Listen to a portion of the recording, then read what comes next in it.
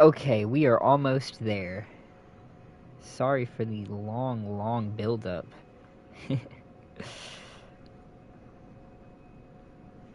I have 2 more sections to film and edit, and then we will be fully done with that video. So that'll probably be going out pretty soon, sometime this week. I won't necessarily say it'll come out tomorrow, although it might come out tomorrow. If I manage to get enough done, but it'll definitely come out within the next few days.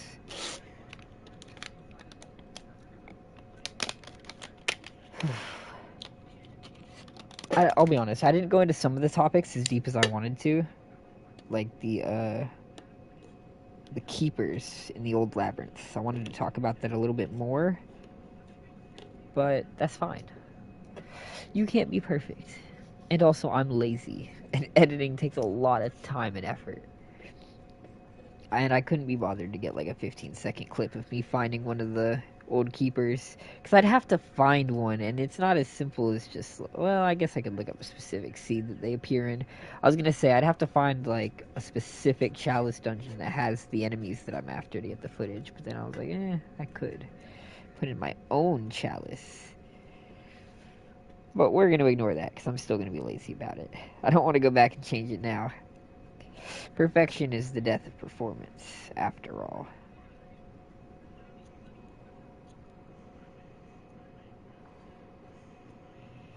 The last 2 areas on the list are the hinterlands and the eastern lands. I'm going to be honest, I don't know what footage I'm going to use in the background for the eastern lands. I could play Sekiro and get some Sekiro footage to play in the background, but I'm hot buns at Sekiro and haven't played it in a bajillion years. What would I use?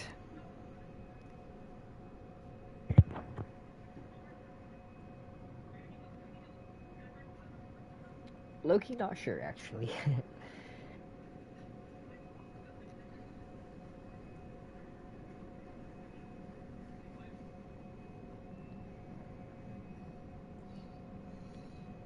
Maybe. I don't know. Getting some Sekiro footage would be the best option. That's pretty out of the way. If I have to get Sekiro footage, it might take an extra day or 2 to get that video out.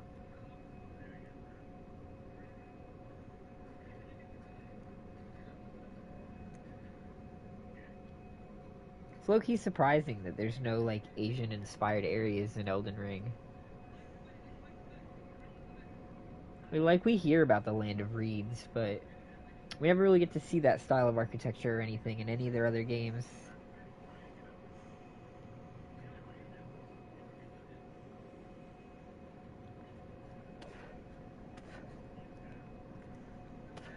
Did it finish delivering? It did. Let's add it to the list. Add it to the list. Where am I? I'm not gonna lie, as I was editing this video a moment ago, I come up with the idea of what we're gonna do for the next video. I've got a theory that I want to go into. Don't get me wrong, it's not a theory that I think is true. I'll be honest. I think it's unlikely. But I think it'll be entertaining.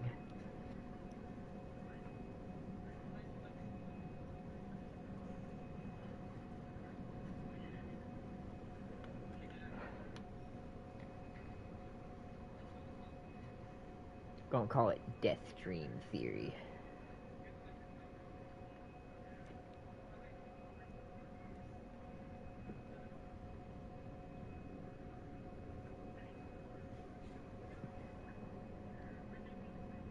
Blah, blah, blah.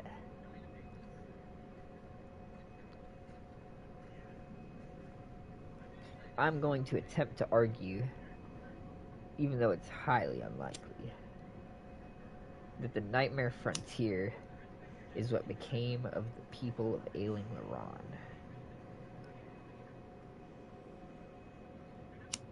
My argument is that the people of Ailing Laron, like the people of Yarnum, tried their own form of ascension, and some of them succeeded and became the Amendalas, which is why they reside within the Nightmare so often, especially the Nightmare Frontier. It's basically their mensis.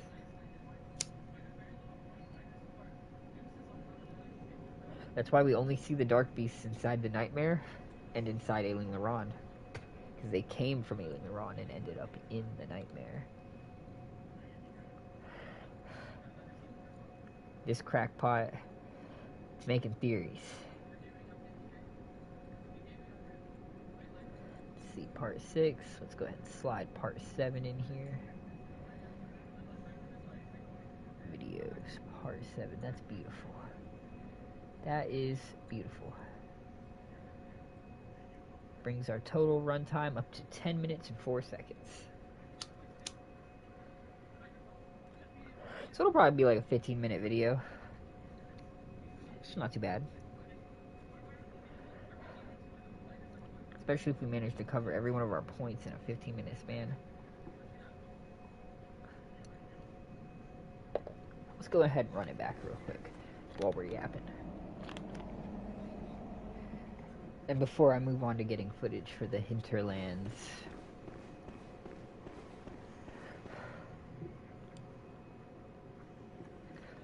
I imagine the hinterlands is kind of like being the Swiss Alps.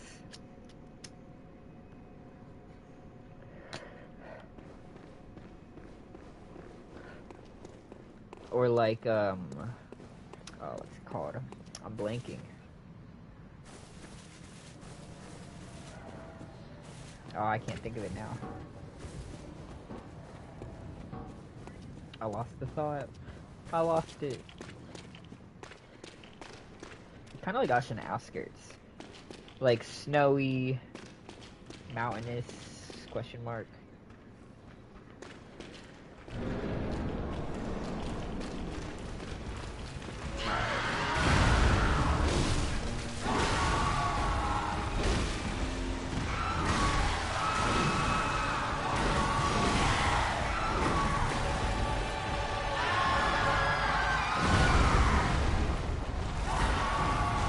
Closer, that definitely would have hit me.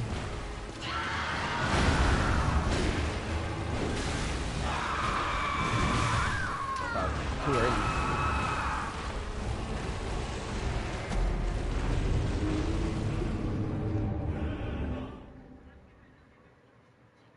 But no, I picture like Hemwick, but on a larger scale. Like small villages and towns. That's what I was gonna say. I picture the village from Resident Evil Village as kind of like what the hinterlands would look like.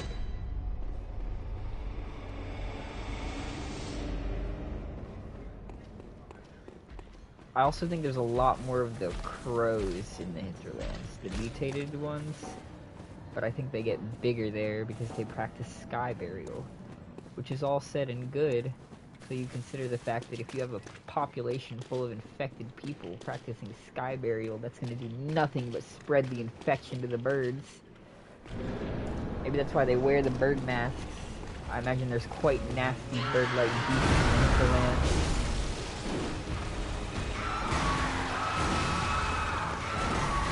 Kind of like the, what are they called? The crow people from Dark Souls.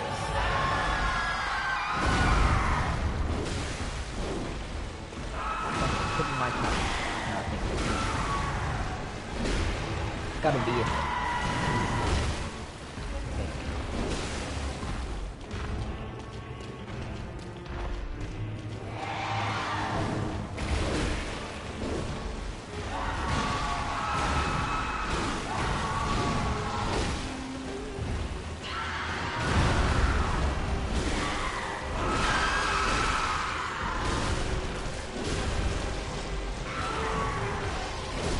I like how subdued his music is. Kind of gives you a sense that there's still that little bit of elegance within him that's gonna come out in phase 2.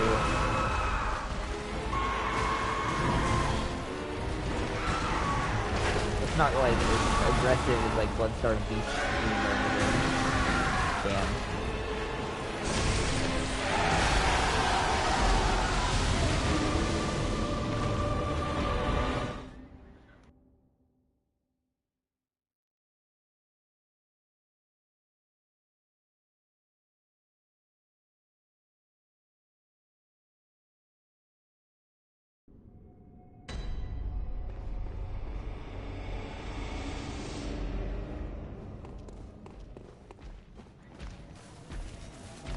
I feel like the Eastern Lands has a good chance to be able to explore a lot of Japanese folklore, but twisted to fit this weird Eldritch universe.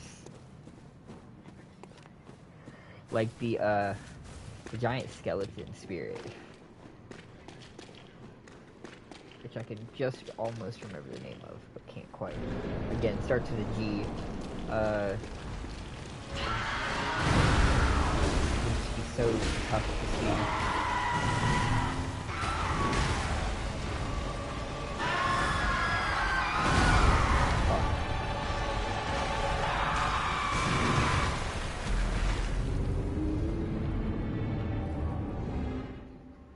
I'm gonna be honest, I kind of have faith.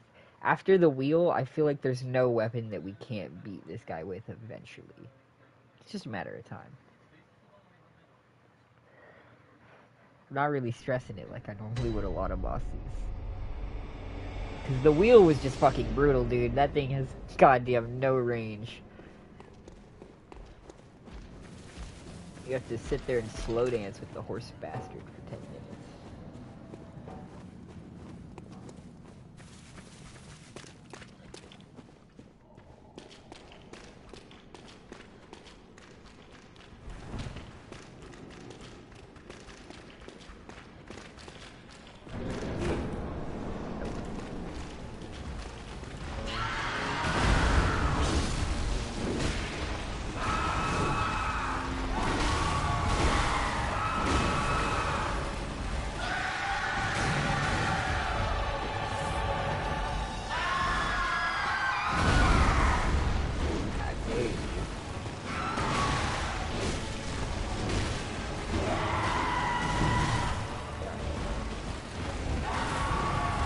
Game 2 Ludwig, you are a brutal bastard.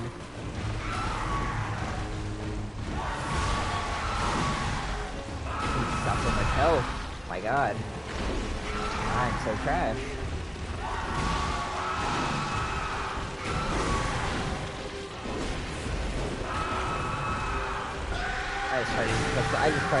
I just tried to jump attack him. I deserve that. What is this? Elden Ring? Jumping? We've never heard of jumping around here.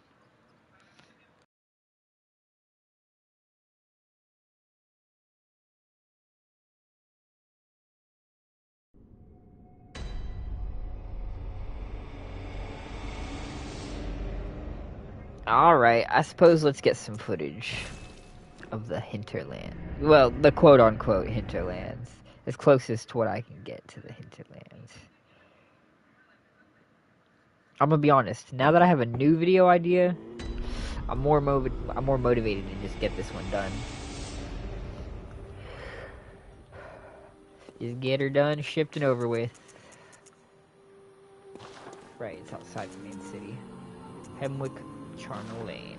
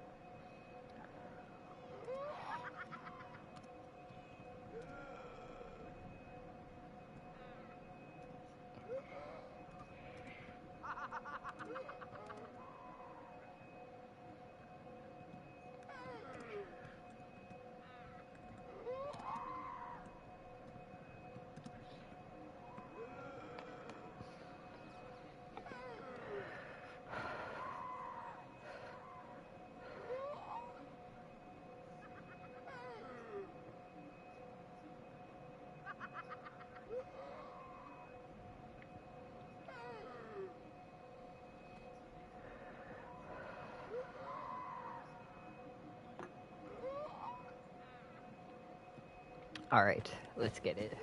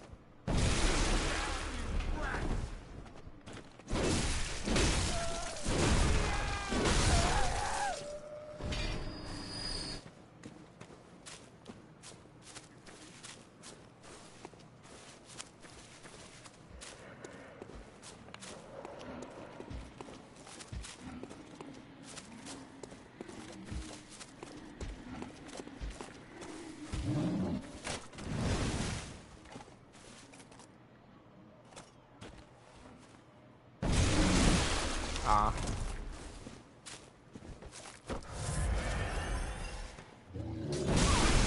There we go. Ah, but fucked up the timing.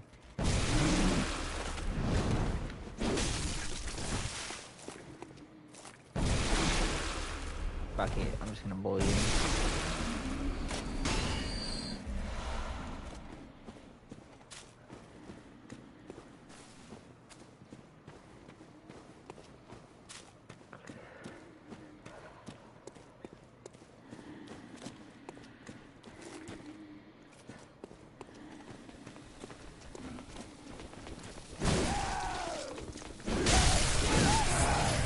weapon broken.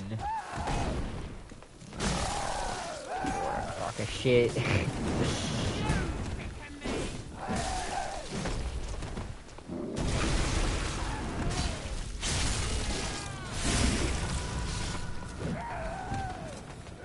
Totally meant to do that.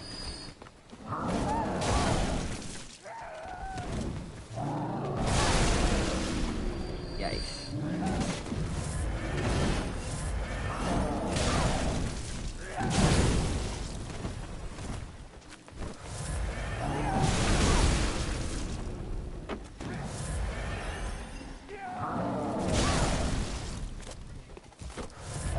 Ref, he's spamming!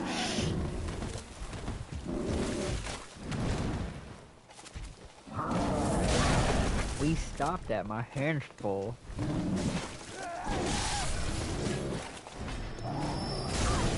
Damn.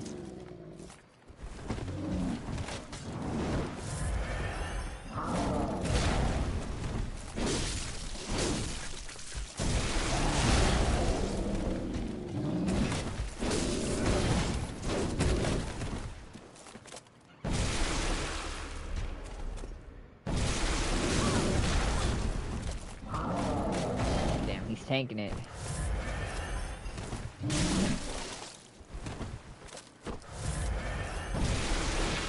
karma for bullying the other one.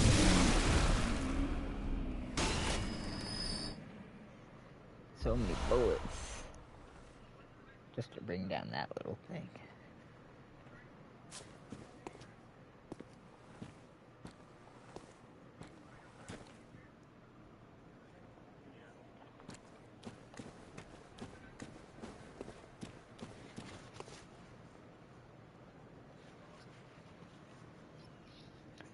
Grab the last 15 humble minutes. The grind.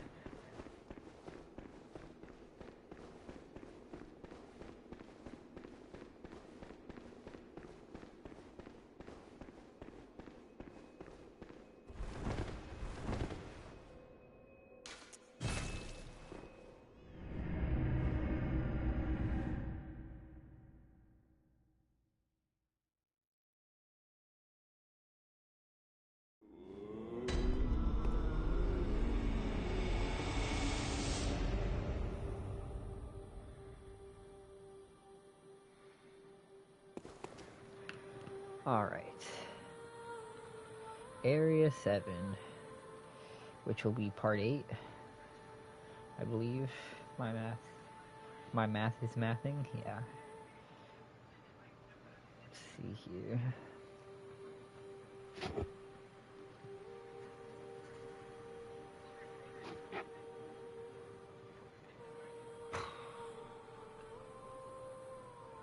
Double check that it did save actually before I delete the project file. Yeah, okay, we're good. Goodbye. Part 8.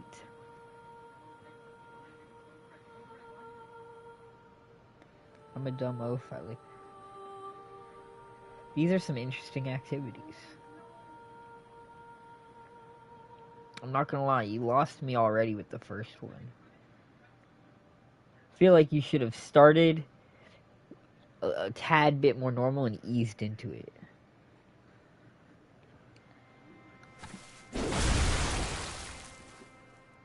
Let this frenzy be a reflection of my current feelings.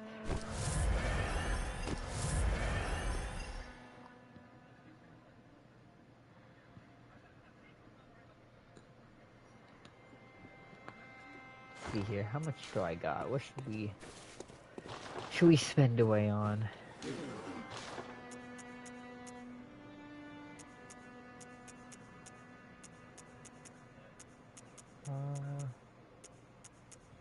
It's a real question, isn't it?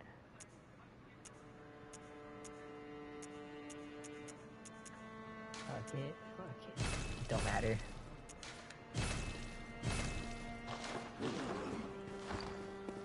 Let's get a little bit of Central Yarnum footage.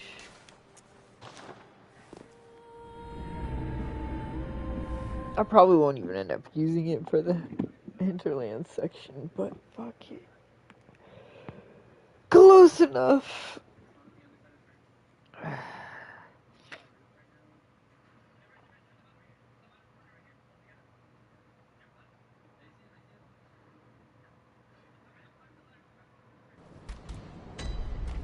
Alright. Oh, poor guy. It's really been that long since I last came here. Broken free at last. I'll make it quick and painless. Take my tentacles. Oh, I thought that would hurt you a little bit more. This might be a slightly long and painful process. Never mind, my bad though.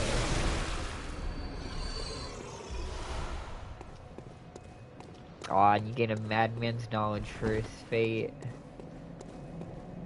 So in other words, profit. It was all worth it. I'm thrilled. I mean, rest in peace, my homie. Who's the best?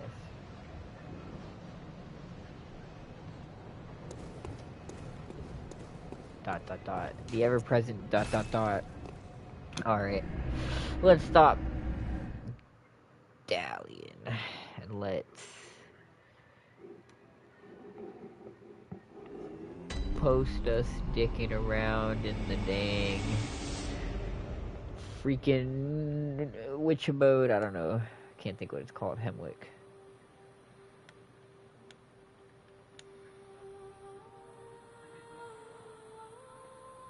Alright. That's probably going to take a little bit because it's 15 minutes long.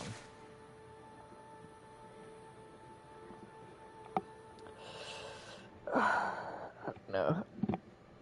I don't know.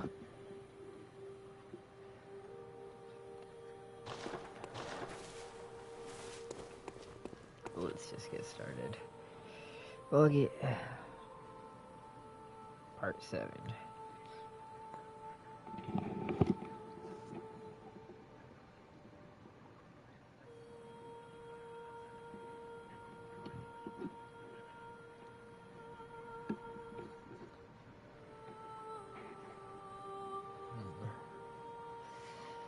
I wonder how long this is gonna take. It shouldn't be too long. It's usually like 3 to 5 minutes.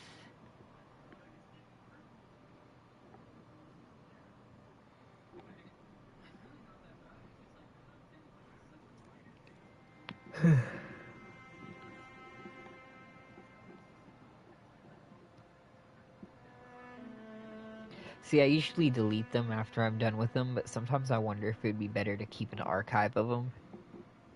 As like, easier material for while I'm editing. I can just be like, what am I looking for? Footage of the kin. So I look for my alien footage, blah blah blah, blah blah blah blah blah. Gotta get it out early. Gotta get it out early.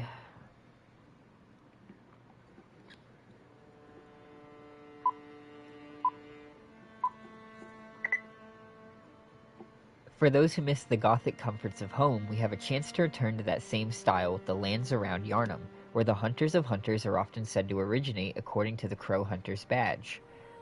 We could explore a town or city that lets us relive a chunk of Yharnam's prime vibe in a land with a history of sky burial, which I believe has multiple implications, one of which I'll cover soon in my Death Dream Theory video as part of a larger idea. See, I make too many awkward pauses because I make too many run-on sentences. And because, dude, I'm bad at this all around. Let's try that again. This is like the best. Instead of leaving in one of my bloopers, this is the bloopers. We're doing it live. Fuck it, we're doing it live.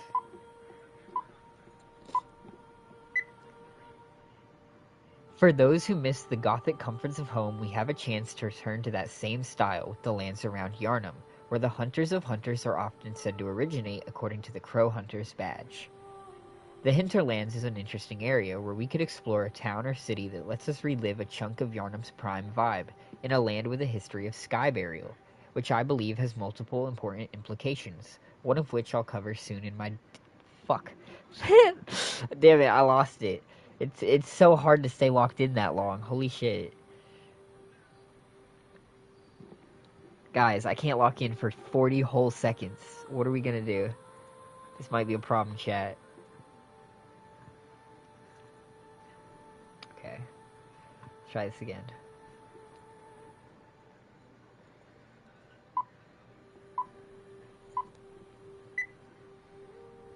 For those who miss the Gothic comforts of home, we have a chance to return to that same style with the lands around Yarnum, where the hunters are... Fuck. Blah. Blah. Okay, let's try that again.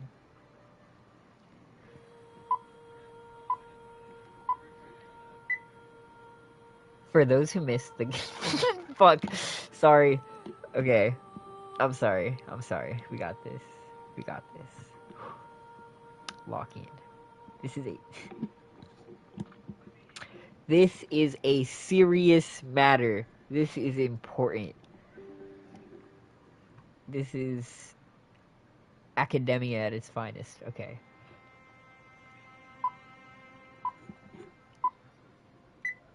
For those who miss the Gothic comforts of home, we have a chance to return to that same style with the lands around Yarnum, where the hunters of hunters are often said to originate, according to the Crow Hunter's badge. We could explore a town or city here in the hinterlands that lets us relive a chunk of Yarnum's prime vibe, in a land with a history of sky burial, which I believe has multiple important implications, one of which I'll cover soon in my Death Dream Theory video, as part of a larger idea within Bloodborne's lore.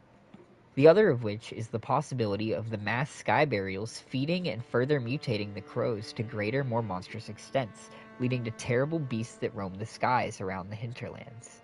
An interesting thought indeed. I'm gonna be honest, that's probably the best take we're gonna get.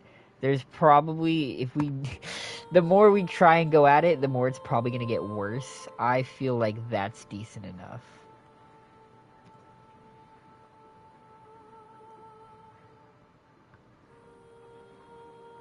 Fuck it, we're doing it live. How much that leads to? 41 seconds? That's not bad. How much longer do I gotta wait for the Hemwick footage to upload? Okay, it's good. Peak. I'm gonna be able to breeze through the hinterlands.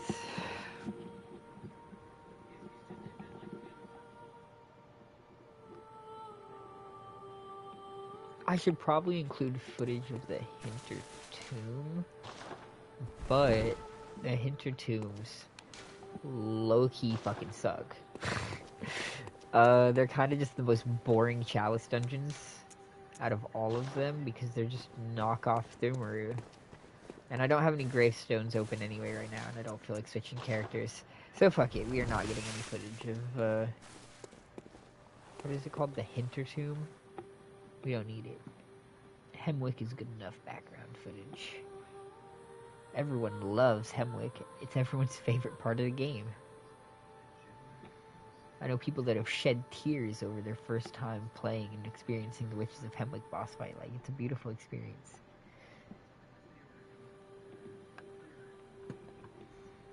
Alright.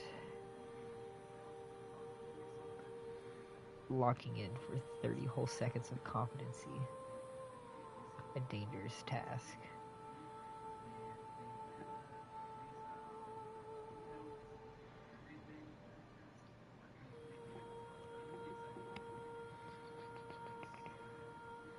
Damn, Ludwig is kicking my fucking ass too.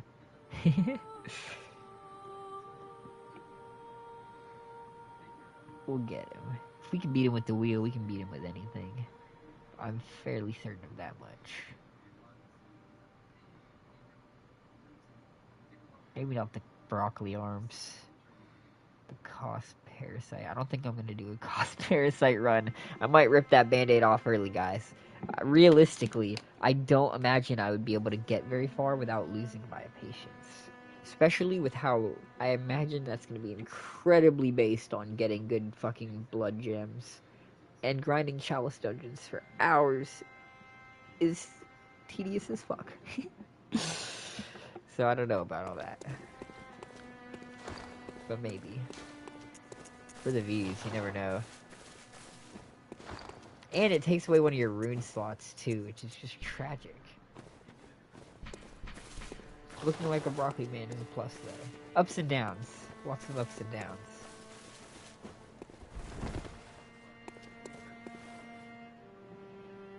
Okay, do I have... I think I already have a cook of that. Fuck it, we're good. We're good. Let's see what we got here.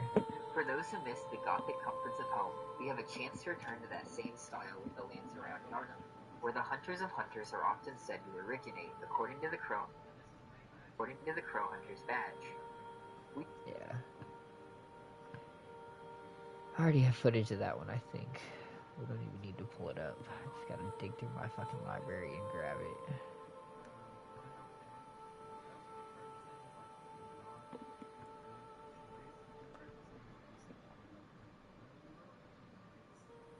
Wait. Well, that's the wrong one, but that's close.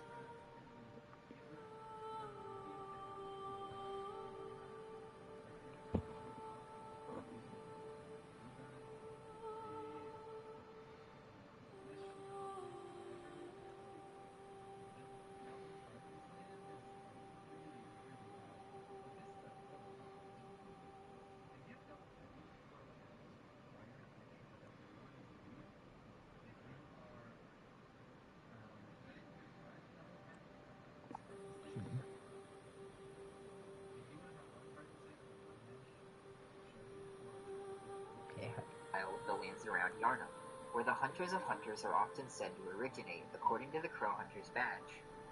We could explore town.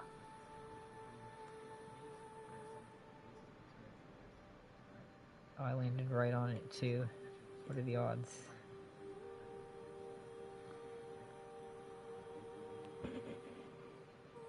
I don't know, I'm trying to train myself to love the process. But fuck me, is editing kind of just the worst. Respect to everyone who does it, like, regularly. Because, oh man.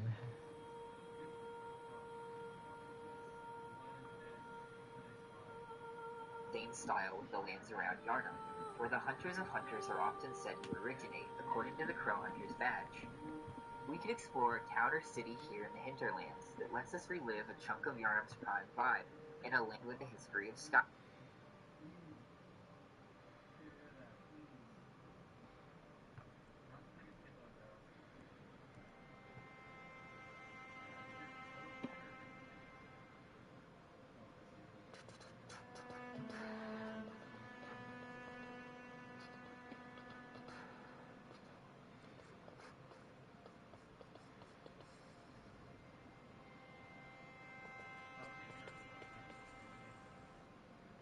Okay. Start it like right there. That's good. Right in the middle of the dust. Pause.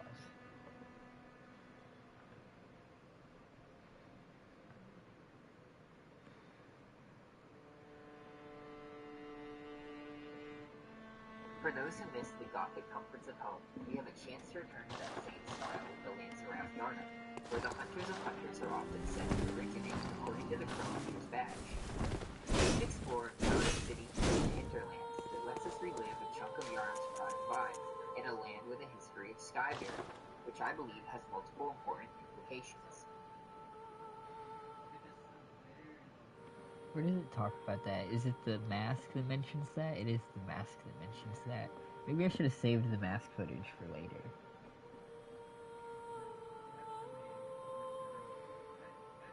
Low key. Hold on. Let me delete this. This might be annoying to do though. It probably will.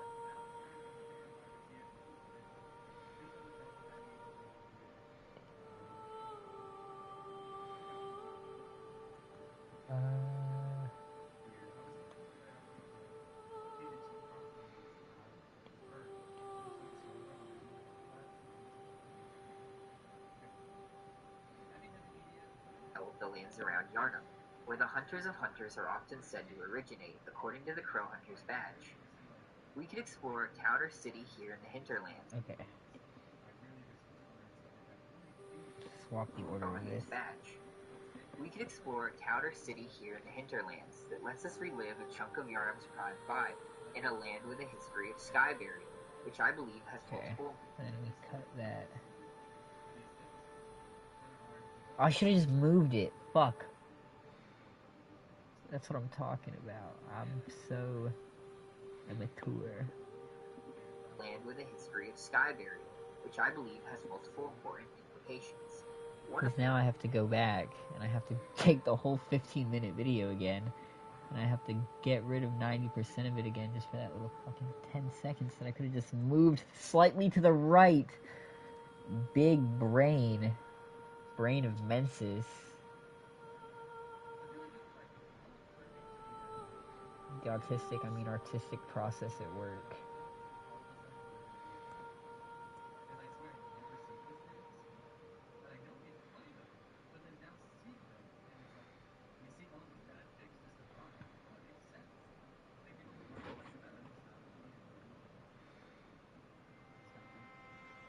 Okay. Burial, which I believe has multiple important implications, one of which I'll cover soon in my Death Dream Theory video, as part of a larger idea within Bloodborne's lore. The other of which is the possibility of the mass sky burials feeding and further mutating the crows to greater, more monstrous... I need to go get crow footage. What's the coolest place with evil crows in Bloodborne? So many places to choose from.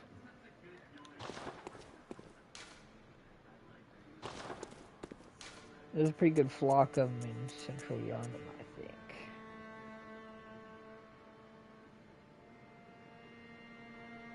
It's somewhere more atmospheric, though. Nah, Central Yarnum is fine. Get enough places, any.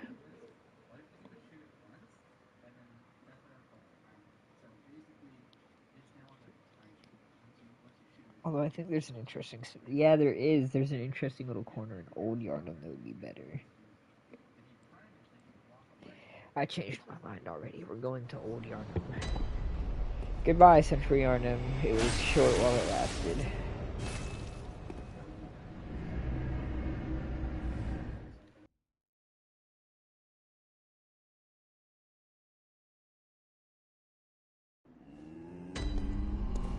Okay.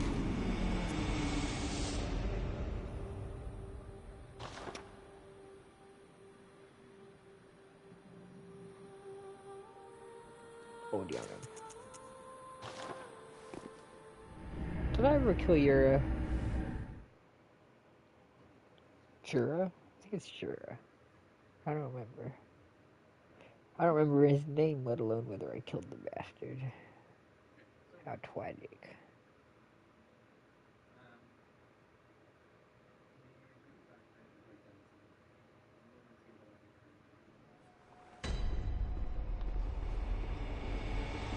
Hello, kids. Play. I want to say they're right around the left side of this building.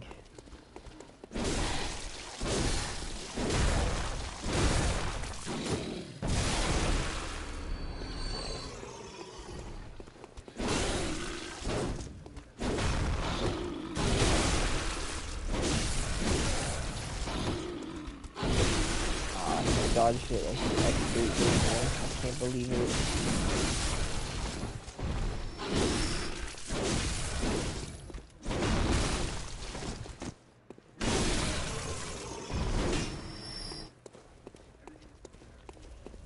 Hello, crows. No, you're not a crow.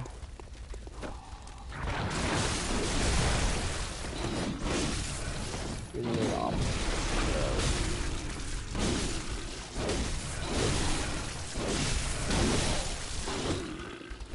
Might be a little further in. There is for sure a ledge around here somewhere with crows that I vaguely remember the place of. I have an approximate knowledge of many things. So you say Frank the human boy.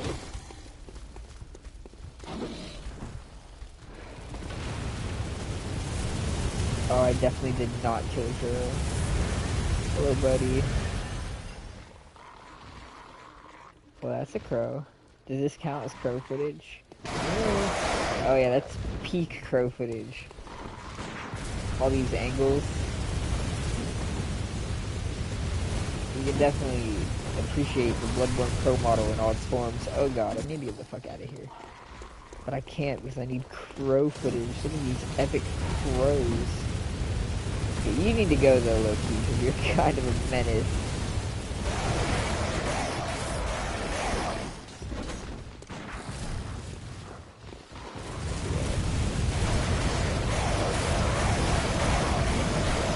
I'm trying to appreciate you. Why are you being this way? You still have dreams. Well, next time you dream, give some thought. I don't know what I'll give some thought to because it cut your dialogue off. No! I think that's good enough. I think the 30 seconds of crow footage is fucking peak. Cinematic bounds are being broken. The new up-and-comer 3-minute long crow clip.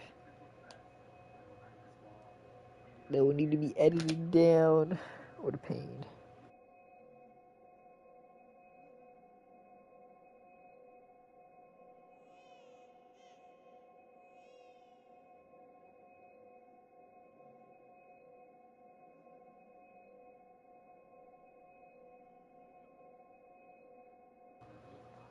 I need to start on the DS2 video as well soon, but fuck.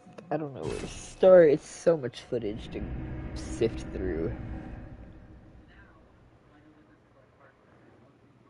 The majority of those streams are like 10 hours long a piece. Even if I broke them up, it'd be hard to break them down into neat little episodes.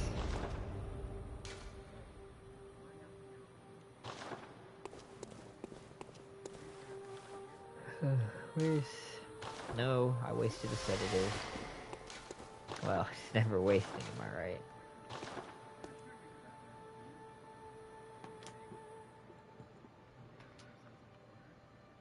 Did my immaculate 4K crow footage finish uploading to the wide web? Oh, why it did. Everyone's favorite Bloodborne enemy is clearly the mutant crow. We need an entire area about the mutant crow, otherwise the Bloodborne experience just isn't done yet, obviously. That's why we need Bloodborne 2. Because Bloodborne 2 promises many a mutant crow. Maybe this time they'll have fish heads. Wouldn't that be funny? That actually probably isn't that unreasonable, to be honest. That's a realistic possibility. We might see some fish-headed crows. Maybe that's where Bloodborne's story was going all along. The union of fish and crow. Sky and sea. A strange lore.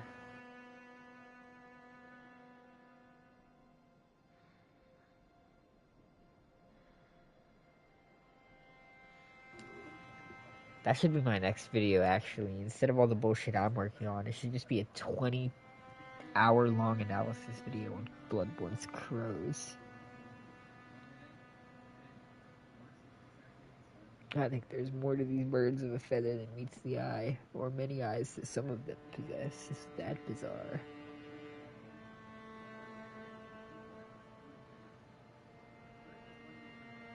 What am I doing? Crow footage.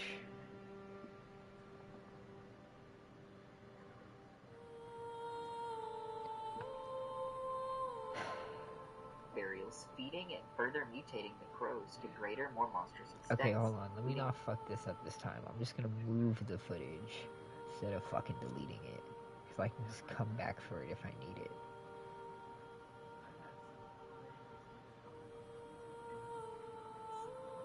Real far away, because it literally doesn't matter how far I'm moving, I can just close the gap.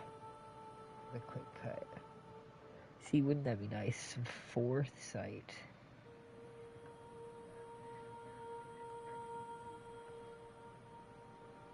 When do I get to the crows? Fuck all this monsters and beast shit. I need to see footage of the goddamn crows, damn you.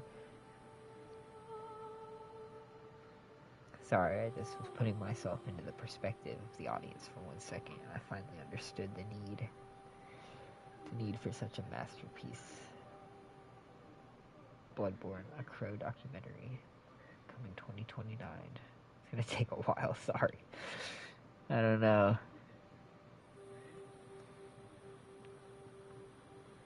Some of the money is being used to fill my car when I run out of gas.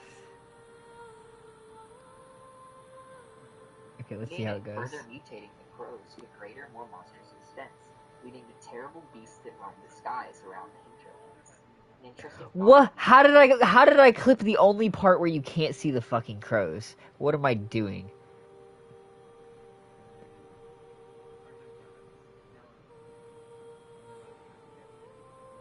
Fucking okay.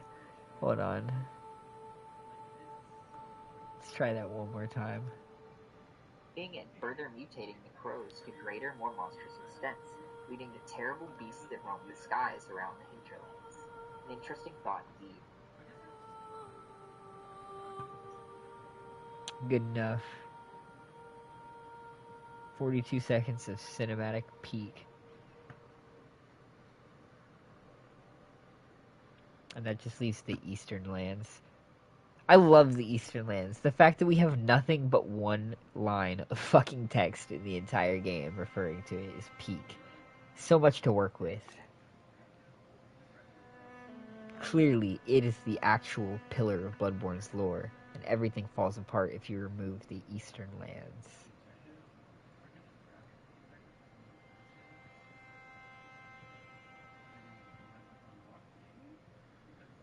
If you know a Bloodborne fan that doesn't know about the Eastern Lands, he's clearly just a fucking LARPer.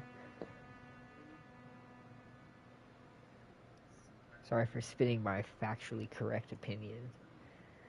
Calc is short for calculator, by the way.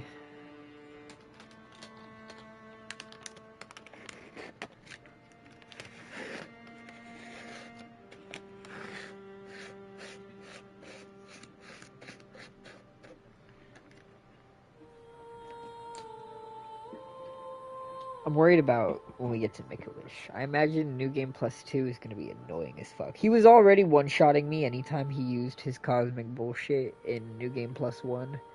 I know he's going to do the same thing again. Only be tougher to kill. So I'm probably going to end up cheesing the fuck out of him when we get to him. Bloodletter will not get its chance to shine.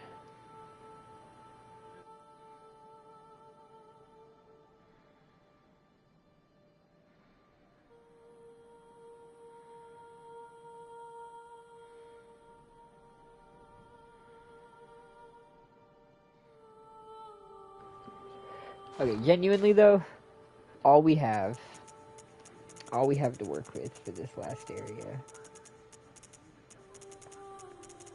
Where's his outfit? Yamamura.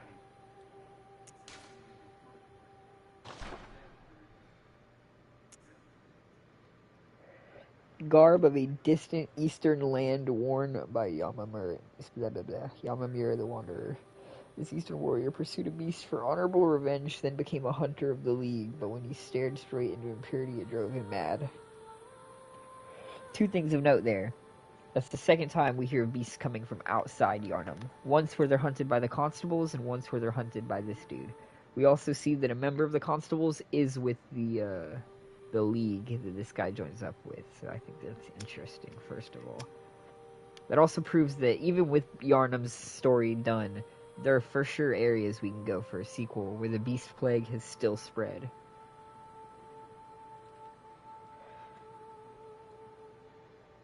In my video, I'm going to argue there's 8 of them at least.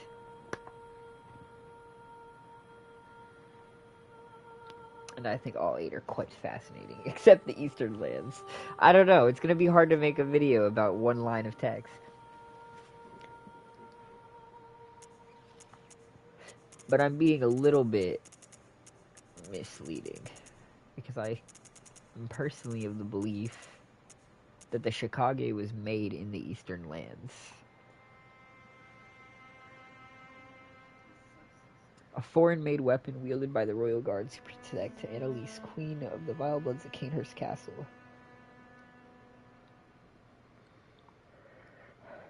It doesn't really match up with the style of any of the other traditional Canehurst weapons, or the traditional Vileblood weapons, or even weapons that are inspired by it, like the rifle spear.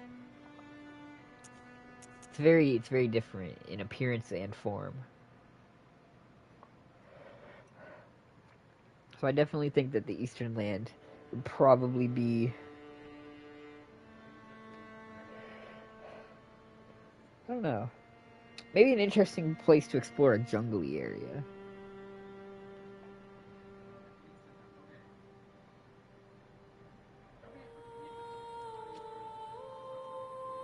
Some Yogg-Sothoth vibes. Old stone ziggurats within the jungle and shit.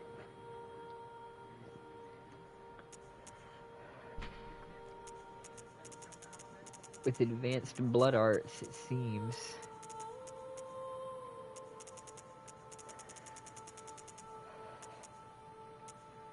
What footage will I use for the Eastern Lands? There's not really any good footage in this game. I'd really have to get Sekiro footage, which, like, ugh. Not doing all that.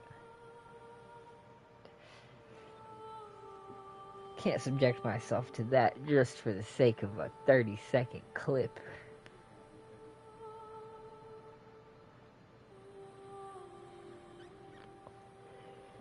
Unless I have a Sekiro clip already saved, in which case I'll just use literally any Sekiro clip that I have saved. But I don't think I have even one saved on this console right now. Fuck me. Of course not. Of course not. What, are you mad?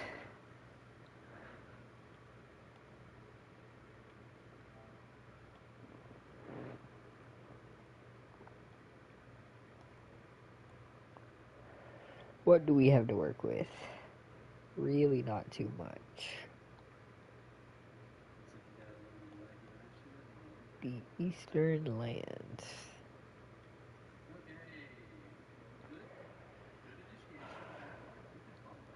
I just don't think I really have any good footage for the Eastern Lands.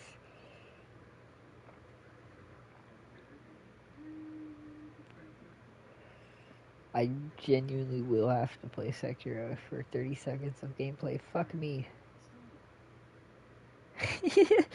Okay. Calm acceptance.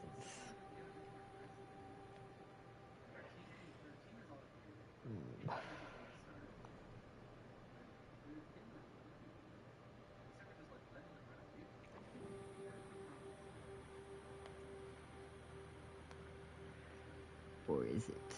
I don't know. Probably. We probably will need Sekiro footage.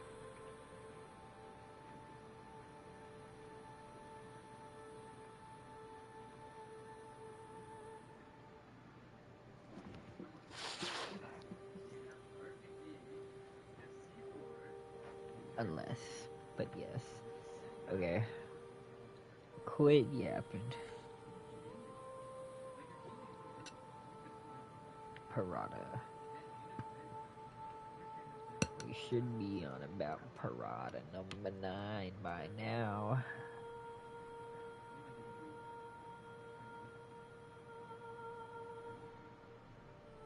Part 7? Part 7? The hell happened to Part 8?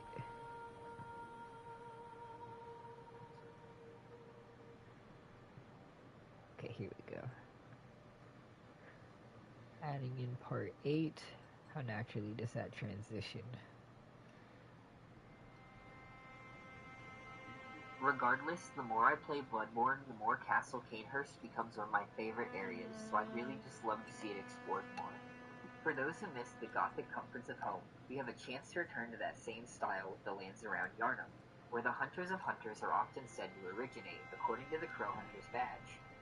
We could explore a town or city here in the hinterlands that lets us relive a chunk of Yharnam's prime vibe in a land with a history of sky burial, which I believe has multiple important implications, one of which I'll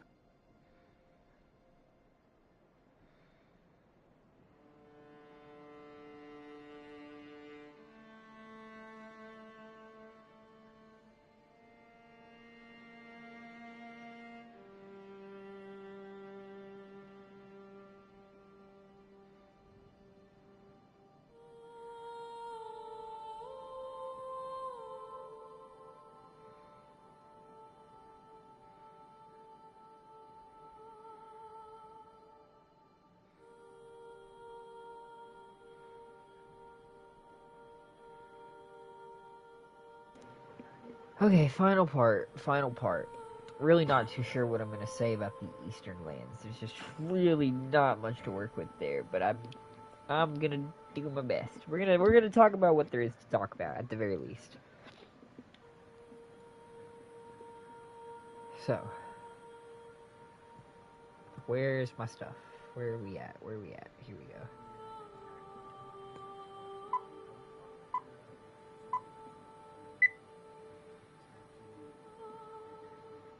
For our final area, I want to mention the Eastern Lands. The hunter Yamamura is said to come from an eastern land. While not said outright, the Shikage is also implied to come from a foreign land of eastern inspiration. So for the sake of argument right now, I'm putting forth that the royals of Canehurst commissioned the weapon from the eastern lands of Yamamura's home. With that said, these lands let us explore the possibility of a Japanese-inspired kingdom fallen to eldritch madness, and a rich opportunity to draw on Japanese folklore with various monsters. I can already... Blah, blah, blah. Fuck. Okay.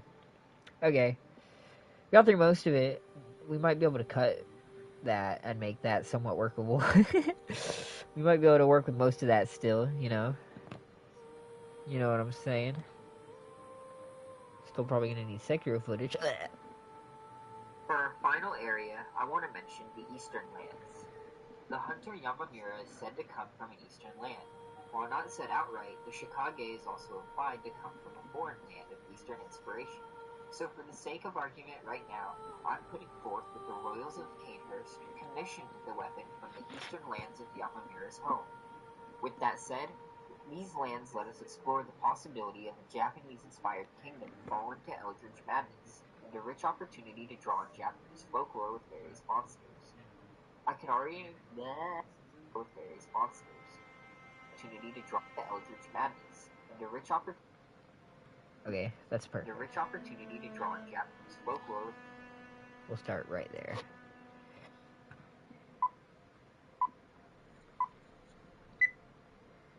And a rich opportunity to draw on Japanese folklore with various monsters and yokai. I can already imagine giant spectral skeletons wandering in the night, vengeful spirits and corrupted monks attempting their own forms of ascension. Definitely a chance to draw on some of the concepts seen in Sekiro in a new form as well. I think that's good enough. I think that's good enough, and we'll just try to make it as fairly seamless as possible. Try not to make it too abrupt. Delete.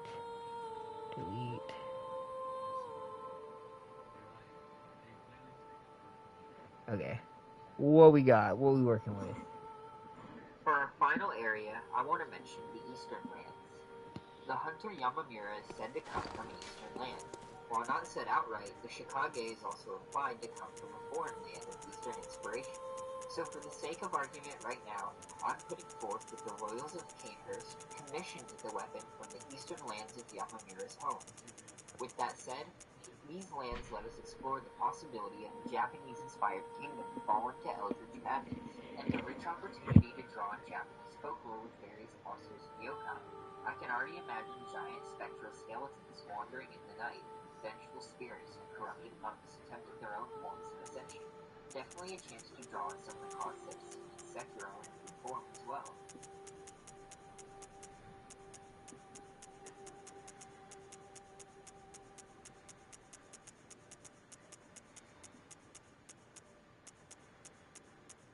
Did I pass it? I think I passed it. Okay.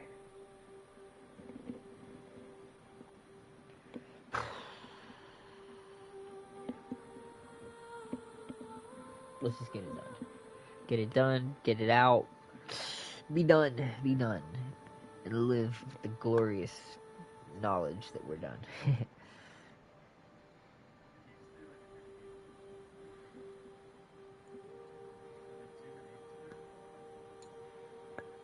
Let's see here while we're at it.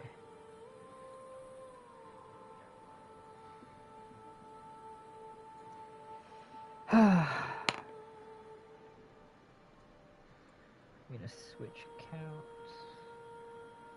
pull up my main feed on my computer real quick. Skip the last 3 minutes real quick as well.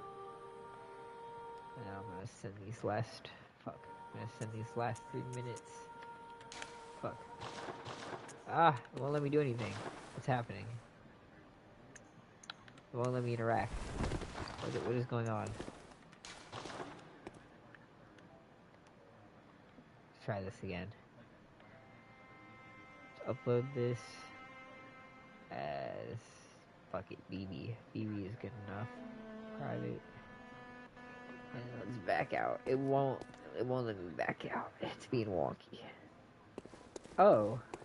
It wouldn't let me back out because that wasn't the background footage. That was the gameplay in the background after I closed out of the footage. That's hilarious.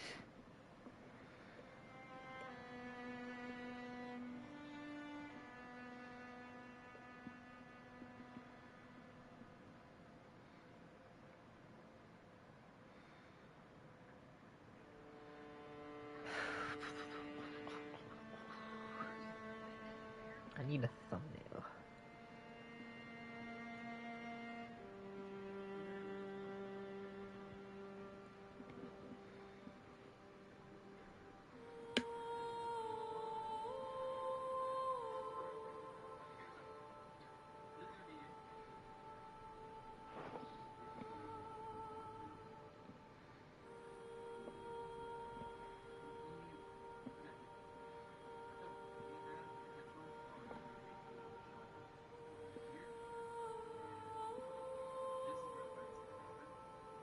I have an idea. I want to go with like a nice scenic sort of background, I think. I've got a vibe in mind. I got a vibe in mind that we're gonna go for. Fuck it. Let's see what we can work with here.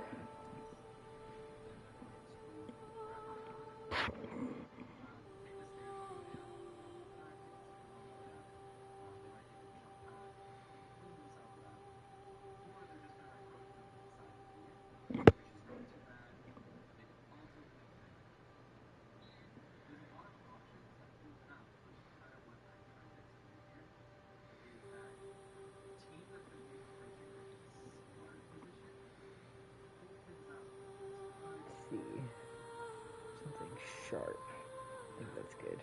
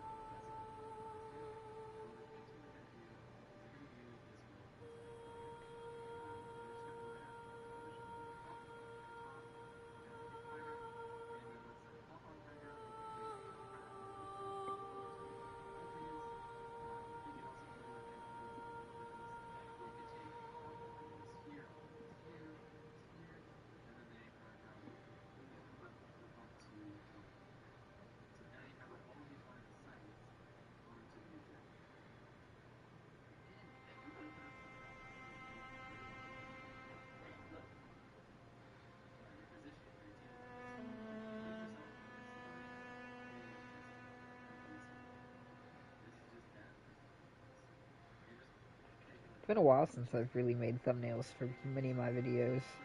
I do every now and then, but not as much as I should.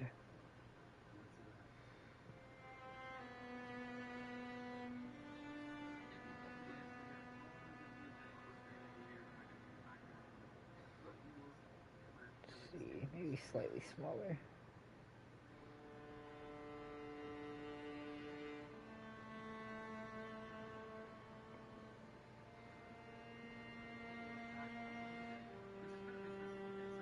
Kind of like that. I'll do one of the A/B testing things. That's a cool thing. That's a cool thing that the interweb has.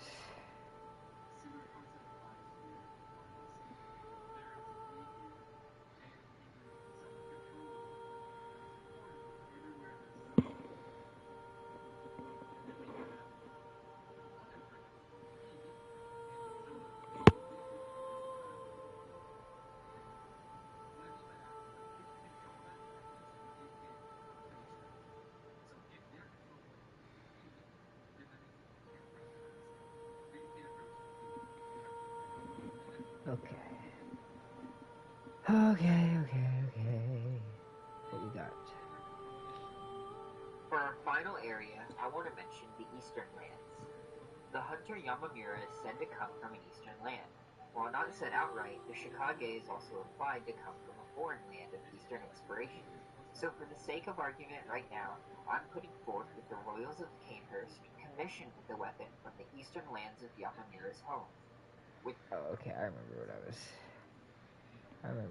doing. I remember now. Let's download.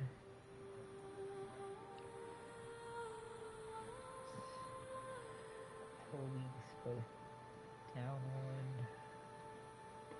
Wait for it to download.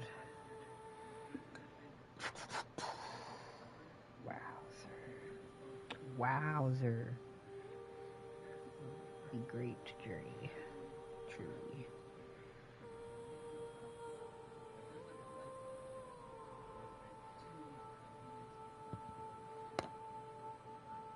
I feel like the top one looks better. But fuck it, we gonna A/B test it. Cause why not?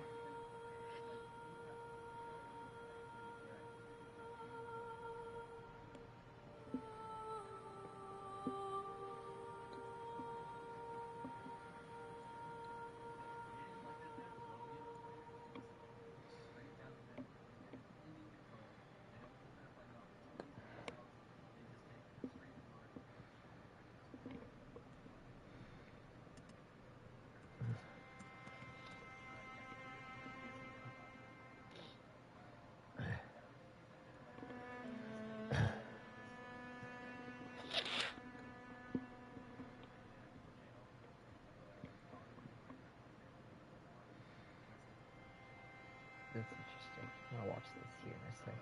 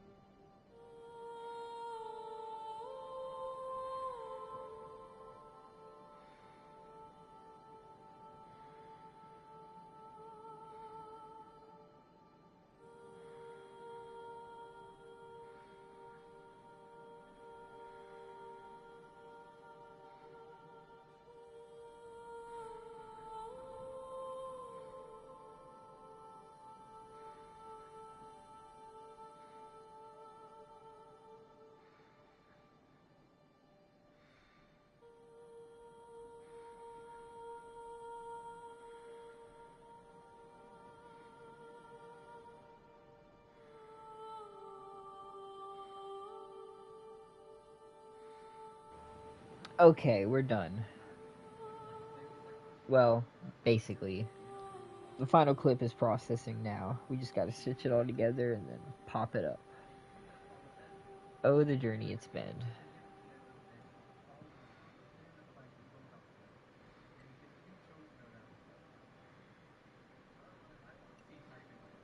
Part 9. Ended up being shorter than I expected too. Shorter than the shorter that I expected. I think it's only gonna come out at like 12 minutes. Which is, you know, fine. I'm succinct. I get to the point fast. That's good enough.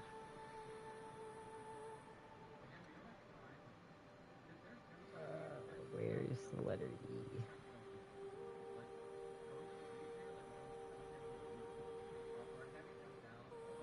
Let's see. Yeah, it comes out to 12 minutes, 22 seconds. Oh, although it does need, like, at least a little bit of... Huh. What do we got for this last? Sure, I have something.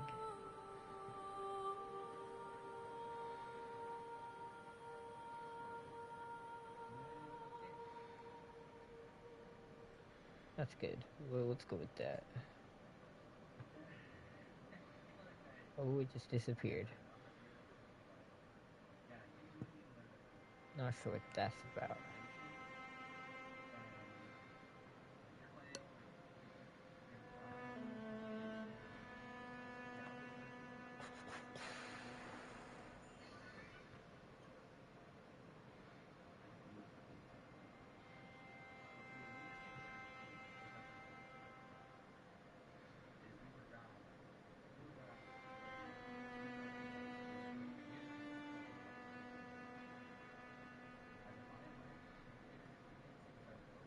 How long is that?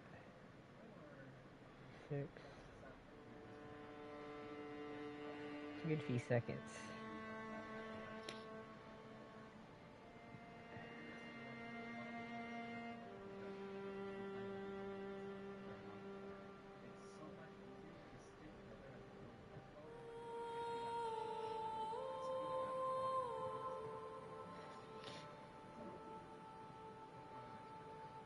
Render all. I wonder how long it estimates it's going to take.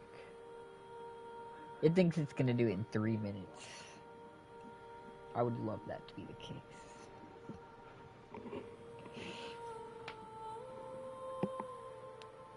Oh, my back.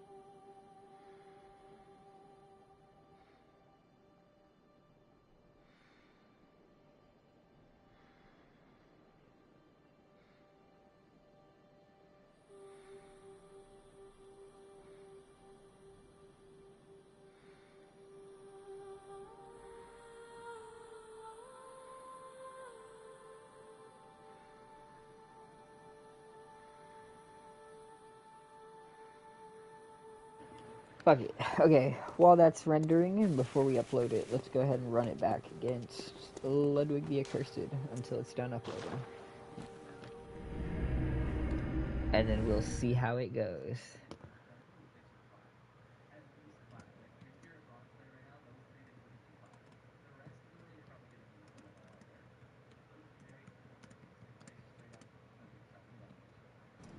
Let's see.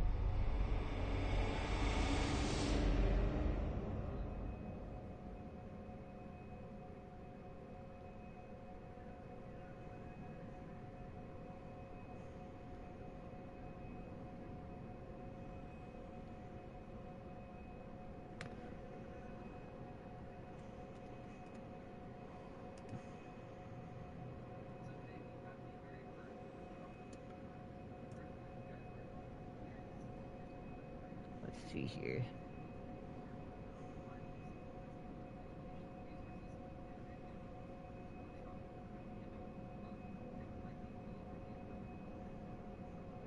I wonder if it'll let me launch a premiere while live. I'm gonna test that. Or I would like to test that. It might, that might be easier said than done. That might be a bit of a hassle. I estimate it's gonna take us to at least 2 Ludwig attempts for that to finish rendering. Although it's kind of getting there, but that just means we need to either kill him faster or die faster.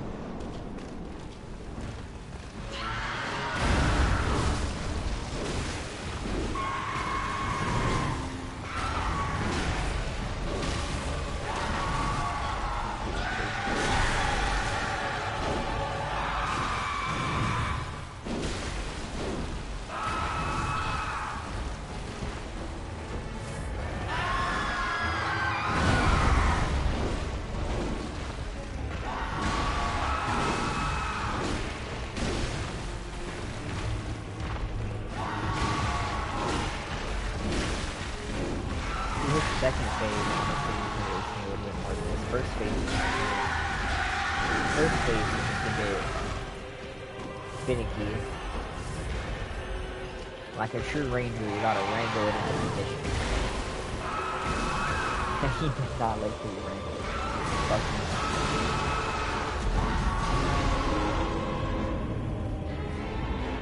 me. I'm sure by the time our second Ludwig attempt is over, we'll have finished rendering. To the delight and chance of millions of adoring fans.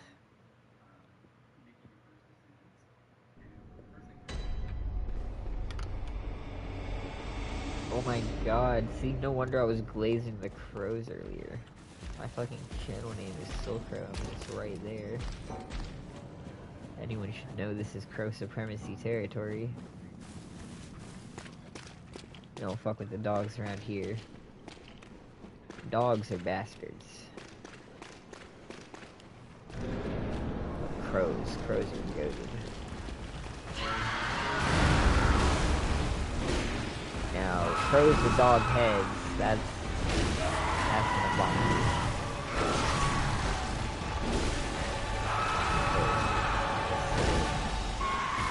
Crows with bald monk heads, that's low-key acceptable. That's kind of bothering.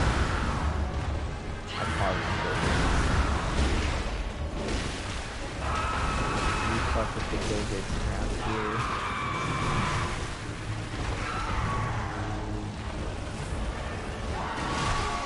God. Oh my god.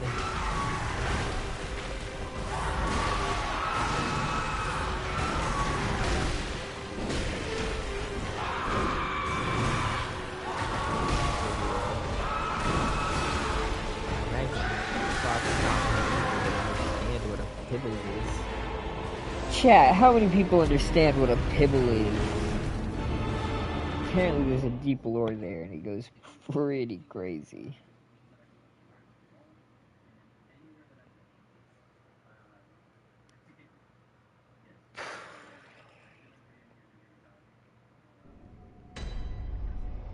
They come in many a kind.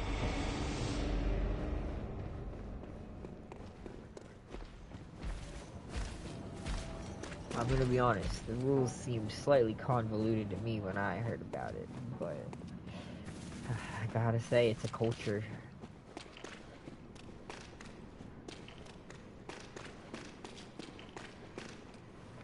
One last slam for the road before we try to upload that. Nah, you don't. You already beat my ass. I was gonna say, only be my victory celebration Bloodwood 100% roll over. Not particularly persuaded.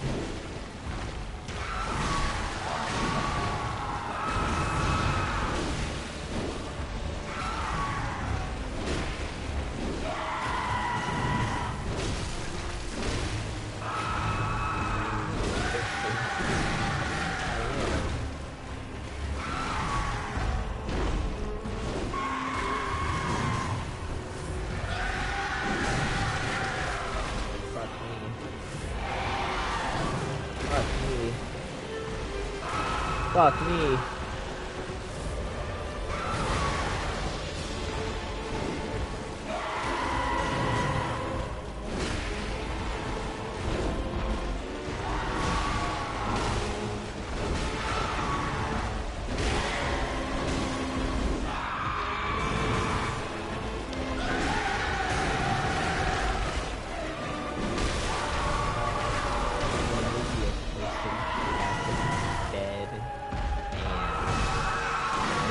Always has to be an and.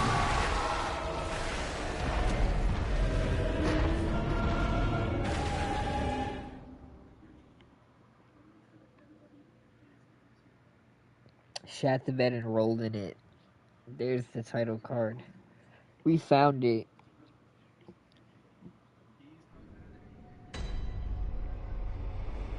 Okay, let's see if this is good to go. It took 4 minutes and 53 seconds. According to the calculations. What the fuck am I talking about? What the fuck are you talking about? What is that from?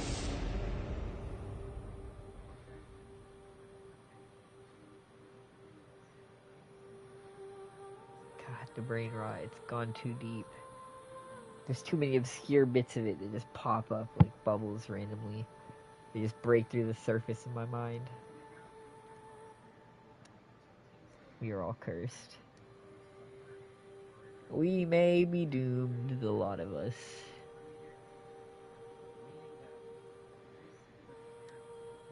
Title card.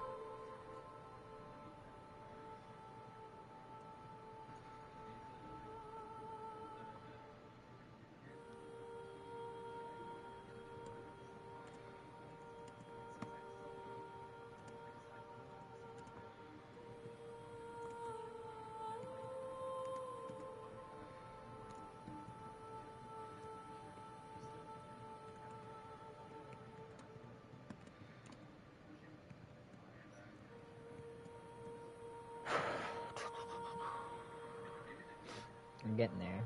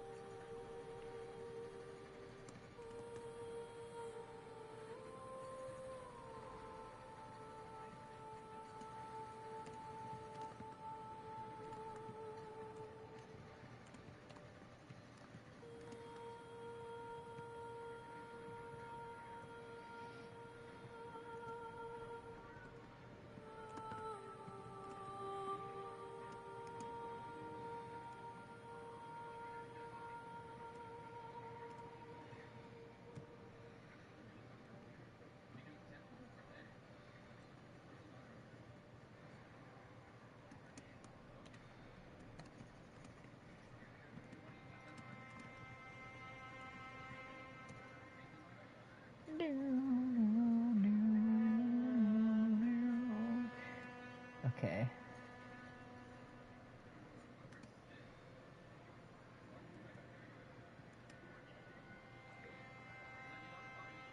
What were the 8 areas? In order?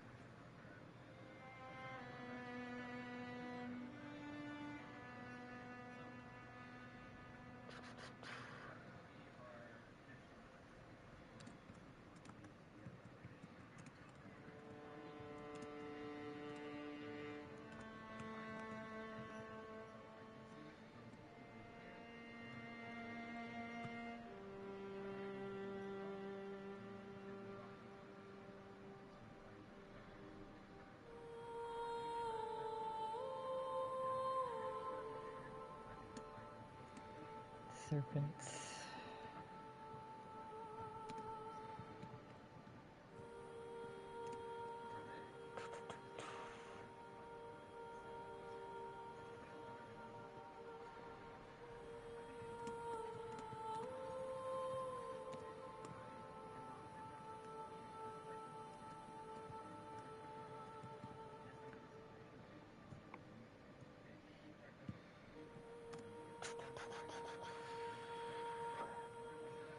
Did I skip one on accident? How did I skip one? 3. Wait, am I stupid? Do I just not know how to count? Hold on now. 1, 2, 3. Oh my god.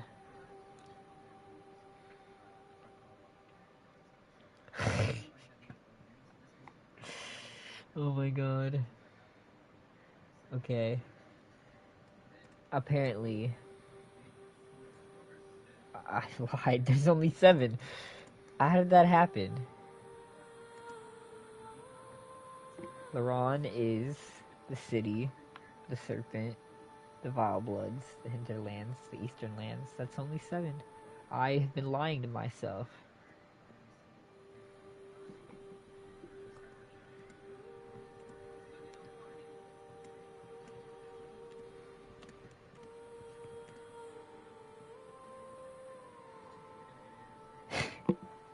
Oh my god.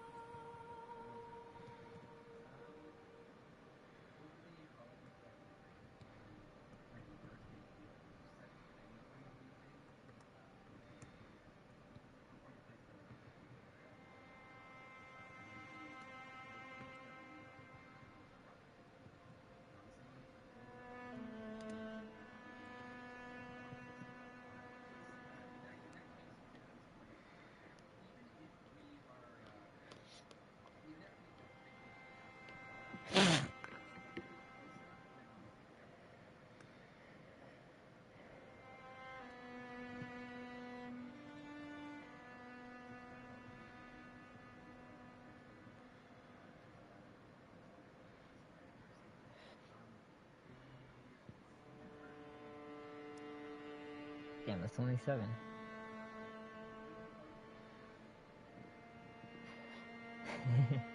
I can't believe it's only 7.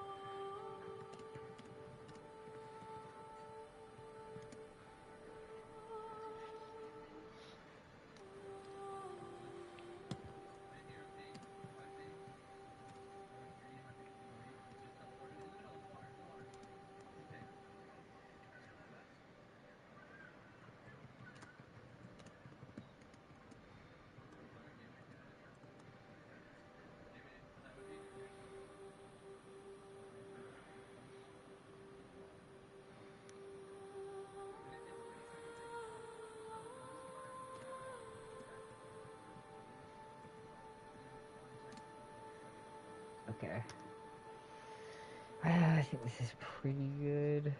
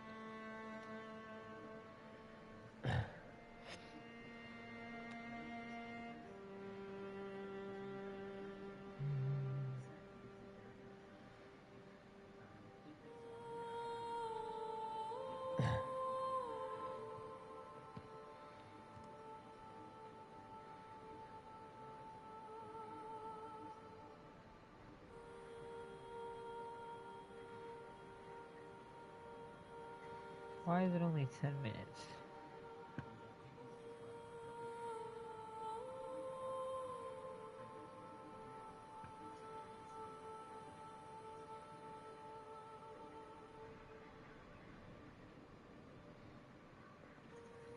Why is it only 10 minutes? Whatever. It didn't render the outro. Hold on. That's not right. Entire timeline. Yeah. Damn, okay, I'm gonna have to re-render it. Fuck! Okay.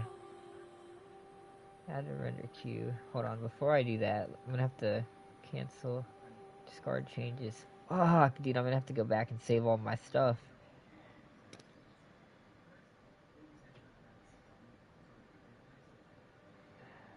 Fuck. That's so inconvenient. Control C.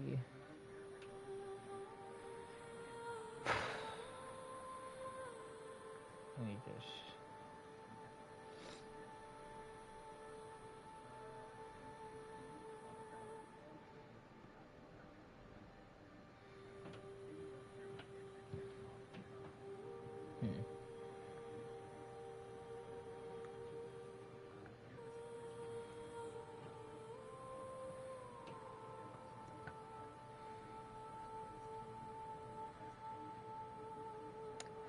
God, that's so inconvenient. I'm gonna have to start all the way over.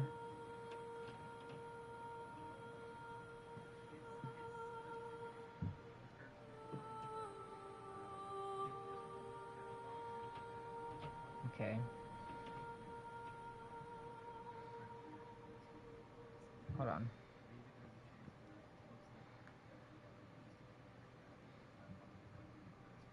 Okay, now it's probably gonna take longer. Yeah, now it's gonna take 17 minutes maybe. Ugh. And then we're gonna have to type out the whole description again, and it's gonna be a whole ordeal. Man, why? Why? Why, I ask you?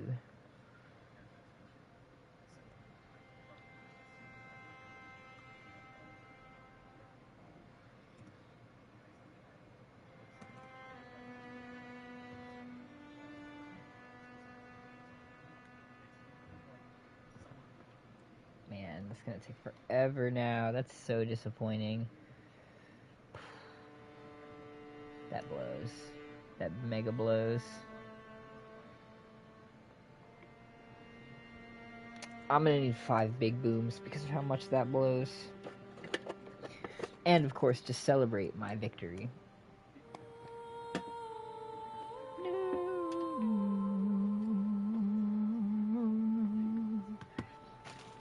I gotta say, we have made some immaculate subscribers. Shout out to all of you who have subscribed.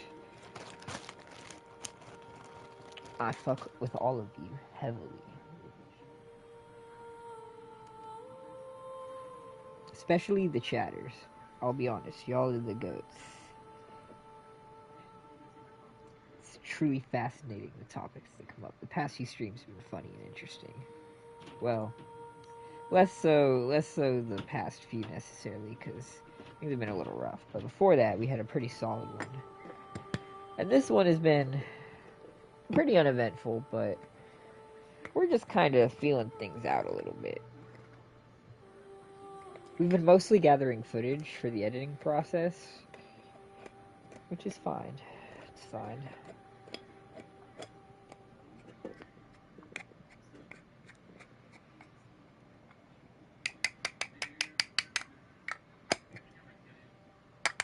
I gotta say, the looming knowledge that soon I will have to start editing the DS2 videos is just, it weighs on me so heavily.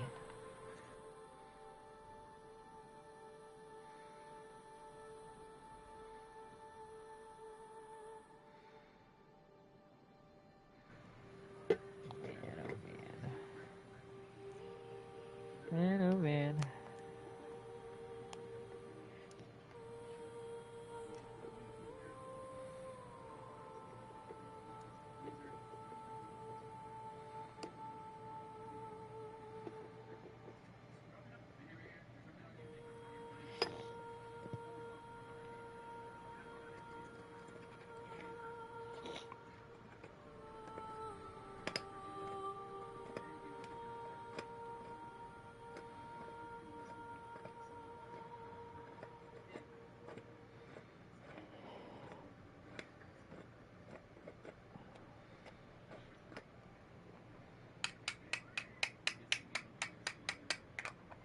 Oh, what's up, Blackswear? Welcome to the stream.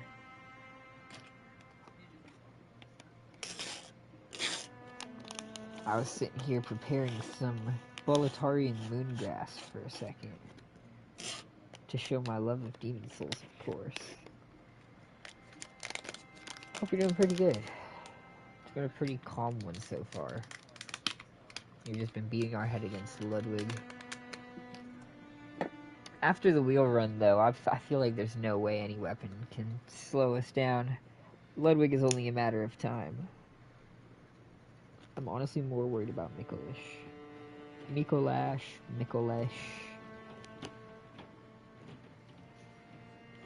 The host of the nightmare might be a little bit of a problem.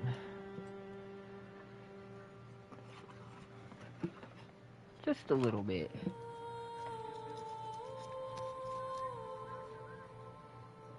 Oh, come on, snap out of there. Wait, hold on, let me test something.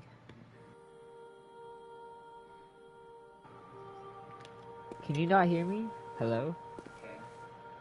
Hold on. I hear. I often forget to do an audio check at the start of my streams. I had to consider the possibility that I have, in fact, not been talking at all stream because of that. But no, it's good.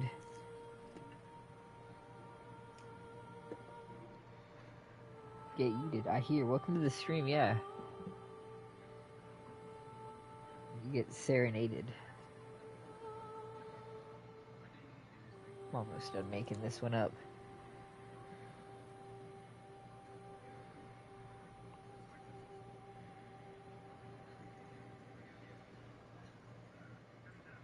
Oh, it's about to finish. It's about to finish rendering too. That's perfect. This is all perfect timing.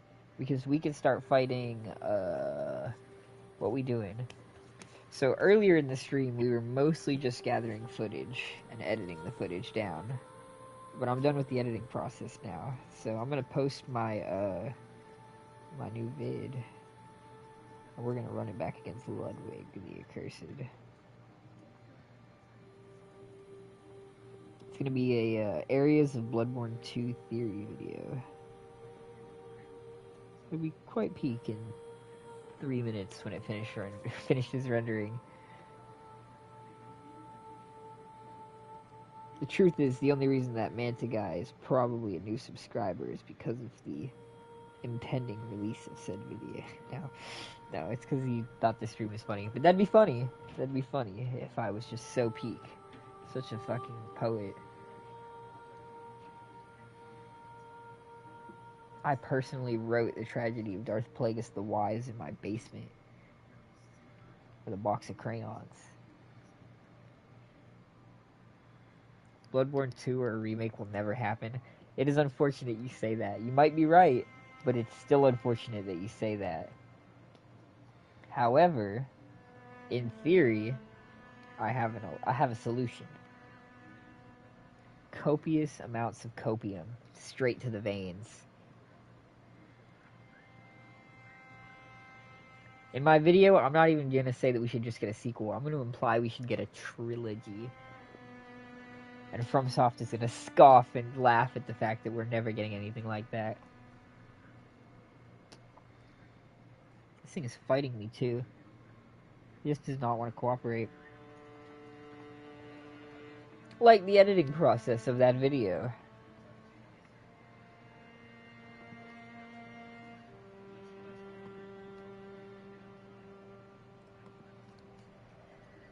Let's try this again. See, copious amount of acid so you can hallucinate Bloodborne 2. That's low-key a better idea. I'm just gonna watch my Bloodborne 2 areas concept video while taking copious amounts of acid so that I can truly put myself into the surreal world where FromSoft actually likes its fan base and gives us Bloodborne 2. A pipe dream if ever there was one.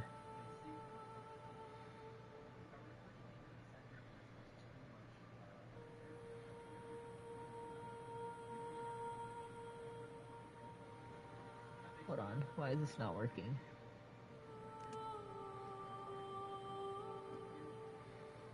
There we go.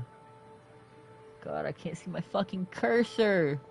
Who thought of making a white cursor on PC backgrounds that are always fucking white? Oh my gosh. The rage. It's taking hold.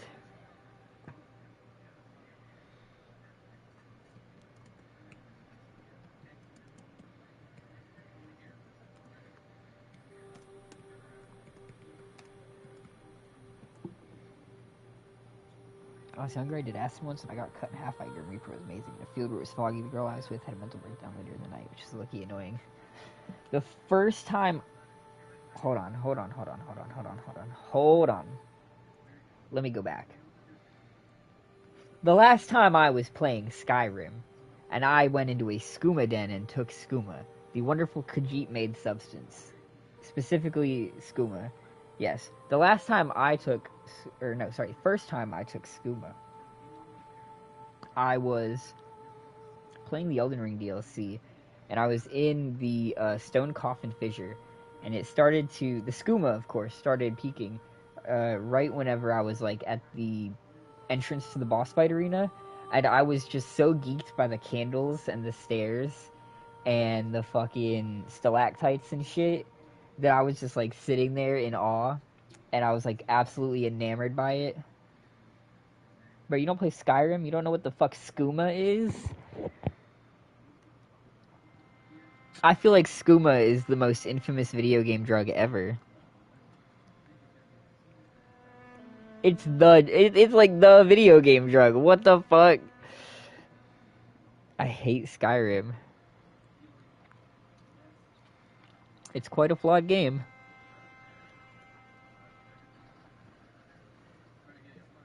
I think the boredom that tends to kick in is the worst part when playing Skyrim. Canonically, the reason this channel is now a mostly Souls-like channel is because I played Bloodborne once while doing my Skyrim streams and ended up abandoning Skyrim entirely to only play Bloodborne. I hate it on principle. Well, I do hate GTA 5 on principle. because I think it's Rockstar being greedy as fuck and using one game as a milking source for a decade. And if that's why you hate Skyrim, I can't necessarily say that you're wrong. I will say, and this might be a controversial opinion, but if I'm to choose between companies never releasing their old games ever again and leaving them to rot, and companies constantly releasing their games every time a new generation comes out, I'd prefer they re-release them, but like only because the alternative is getting nothing. You get nothing. I have nothing. It does play a little bit. Ugh. The best thing about Skyrim isn't playing Skyrim. It's the moments where you're walking around Skyrim and you catch that little bit of atmosphere and you get that little trace of immersion before you slip back into the realization that you're bored. Put that stamp on my on my fucking Skyrim critique video. Maybe I should make a Skyrim critique video. It'd have to be like 3 hours long. It'd have to be like a really in-depth topic. I'd have to go into it. Oh, atmosphere your booty. Yeah, I think Rockstar is low-key bummy. GTA 6 apparently comes out in like 4 or 5 months or some shit like that, but I'm personally not excited.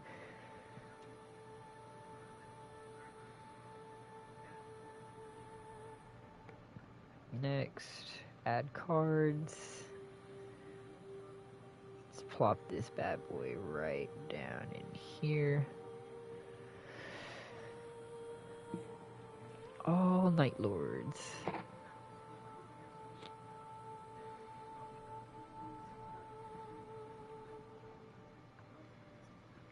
And then let me get an end screen in here too.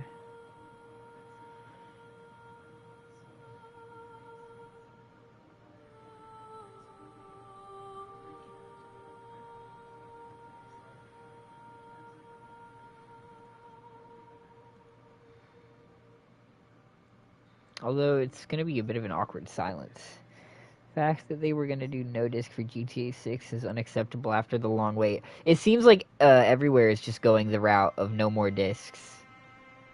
Which I think is outrageous because Yacht Club Games was able to release Shovel Knight on disc as like their first big indie game ever. And if they can manage to do that despite the fact that there's no real benefit to it, you should be releasing your fucking game. It's obvious greed. That's all it is. It's super, super blatant fucking greed. For me, I've come to this realization that streaming services are doing something similar. They're essentially, and I quote this constantly, they're reinventing cable, right? We had cable for a long time, and it was perfect because you'd pay exorbitant amounts for overpriced packages just to get the things that you did want. But then we stopped doing that because everyone started loving subscription services like Netflix. So then every company was like, let's just make our own so that people need to pay us the money. And now they're all bundling them back together. You got your Hulu and Disney Plus bundle. Do you know what that is? Do you know what getting a bunch of channels bundled together in a package is that you pay month? That's fucking cable, bro. They're literally just bringing it back with style.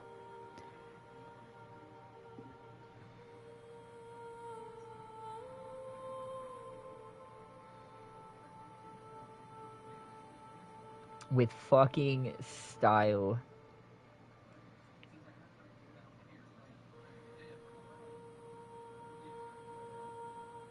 Not a style we like around here, but style. Okay. What we got? I mean, cable was always low-key hate garbage.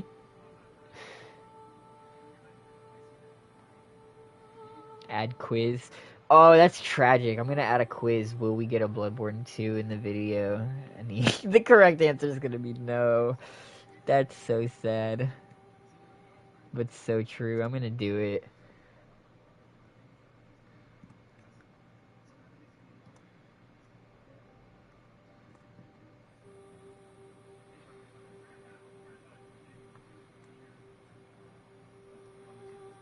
Why won't it let me type? There we go. After 30 years, I'm gonna say no. That's valid, low-key. A little bit. But see, a lot of people's alternative, what a lot of people are suggesting, to try to boycott PlayStation for doing this is switching to Steam. And while in theory that makes sense because Steam is better to their customers, you're still going to an all-digital platform to try to protest being all-digital, which is not entirely, I don't know, efficient, per se.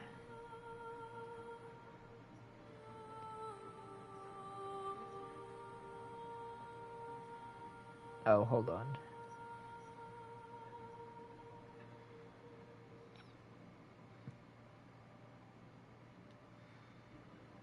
Piracy isn't illegal if I don't own games in general. Yeah, if buying isn't owning, piracy isn't theft.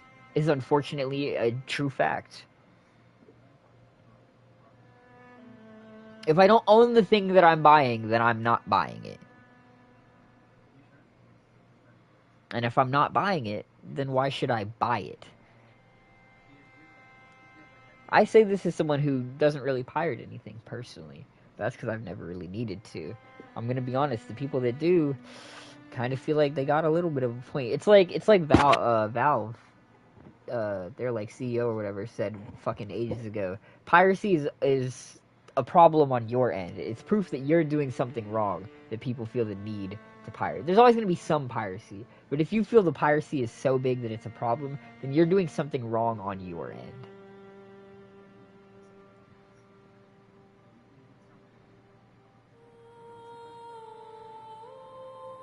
Public.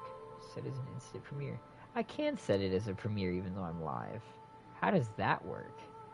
Do I just have 2 lives going at the same time? Liveception? I guess I do.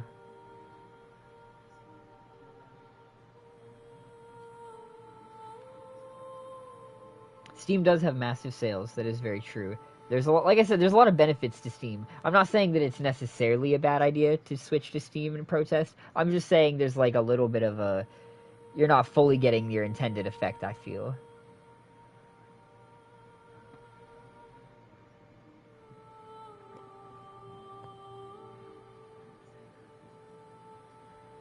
Count.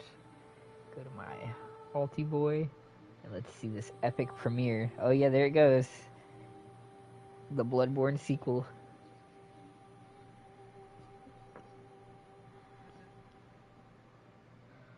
I think that really happened because of how fast the RAM crisis started. I think that kind of killed their plans for it.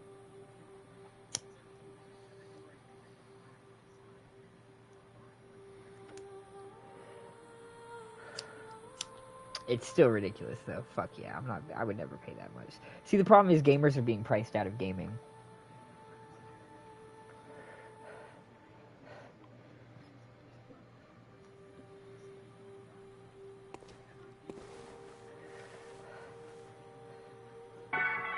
Oh yeah. I love the little fucking weird, I don't know what to call that, waiting shit that you get whenever you start a premiere. Immaculate.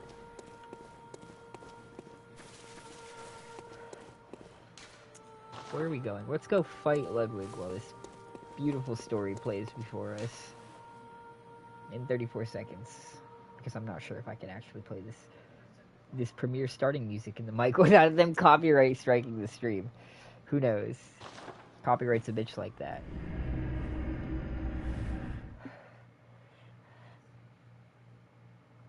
Can't upgrade it, so it's pretty expensive. 2038, fuck that. Here we go, 5, 4, 3, 2, 1. This is about to be so peak.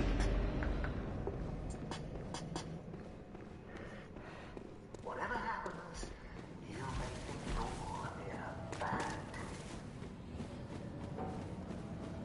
You can't upgrade it like a PC, yeah, that blows.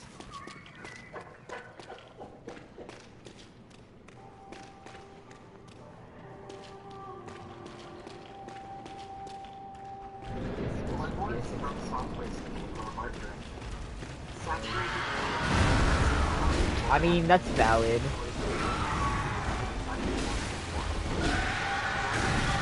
fuck, dude. Holy shit.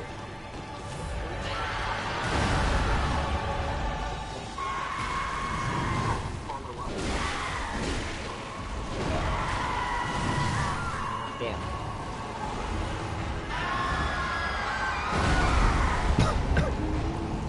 Cooked my shit.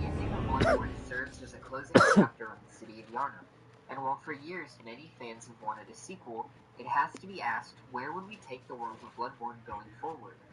And I have the answer, or at least several possible I have never answers for pre-ordered. interesting places to go next in this cosmic journey of horror science. Follow me in today's video essay while we explore the world of Bloodborne 2.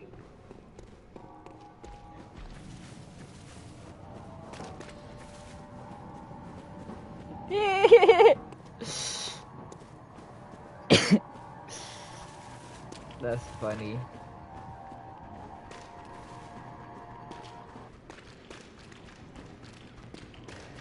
I want the choice to either do digital or not. I want the collector's edition, of course, it physical disc. I mean, I kind of get that.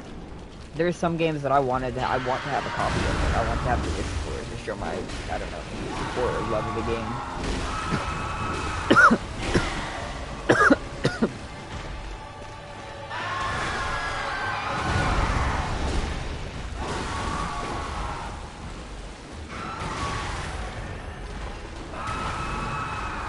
Like, games that I really enjoy, I'll buy multiple times. I'll buy a physical and a digital copy.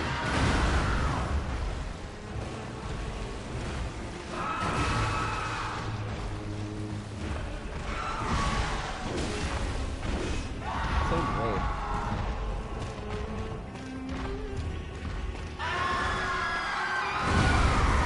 I don't know, I've come to the conclusion that, I don't know, ball is life or some shit. You just gotta keep rolling with the tide.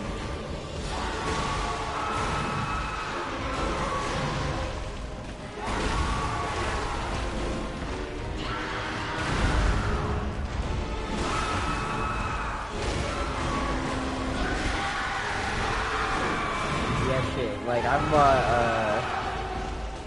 Shovel Knight on physical and digital. There's a lot of games that I have on digital that I wish I had on physical though. Like, I don't have physical copies of any of the Souls games, so I'll just digital. Makes it easy to start them up, but it sucks not having a cool cover art and shit. I know, the fight is always so fucking loud. I can try to move the mic closer real quick. But he is quite a bastard.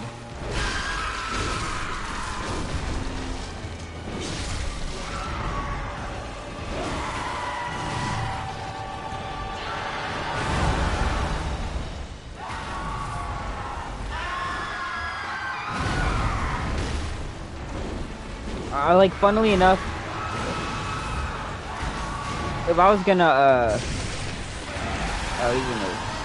if I was gonna,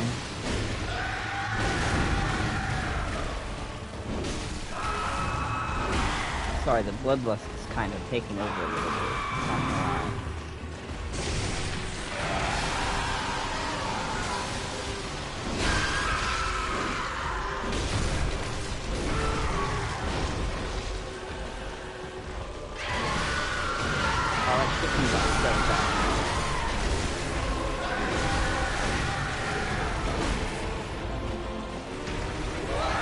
I watched a 30-minute analysis video on what Promised Consort Radon is the worst boss in these fucking games, and I couldn't agree more.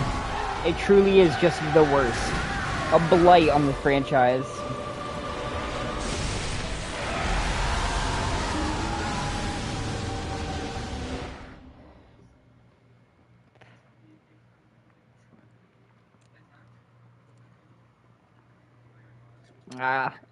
It's unlikely I'll get any gems worthwhile, to be honest. This is an odd weapon.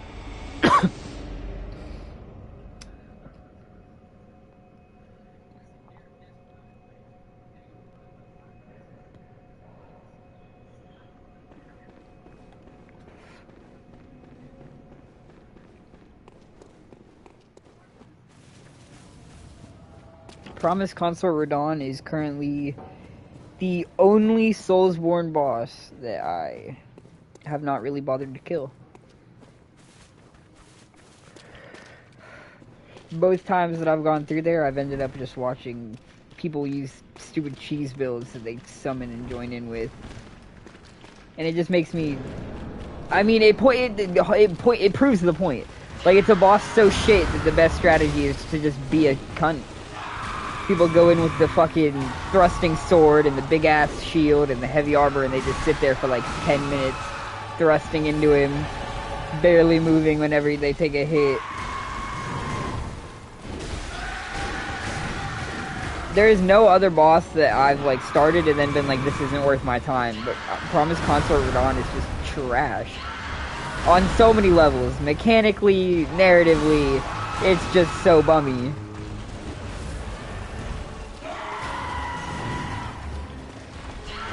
I might go back one day and do it, but I don't know. Maybe on my next Bloodborne run, or Elden Ring run. I don't know if it'll be the Gravity Witch run, because she's kind of a bit,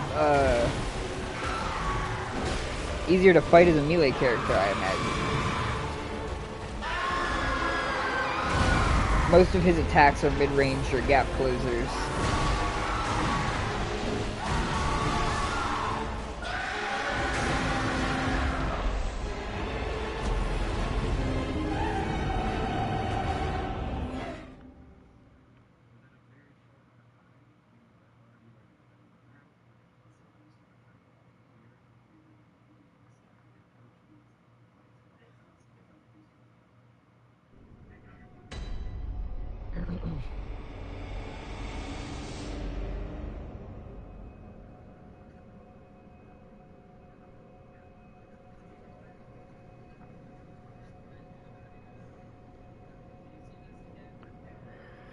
Yeah, he's just so many problematic things.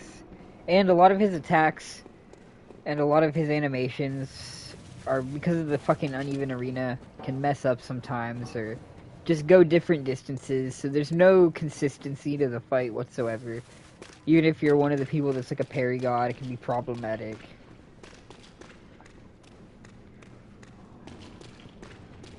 And I just don't think anyone wanted to see Radon again.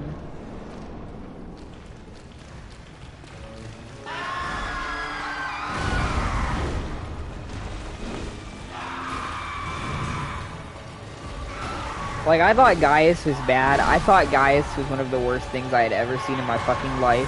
And then Promise Consort Radon just, like, topped it.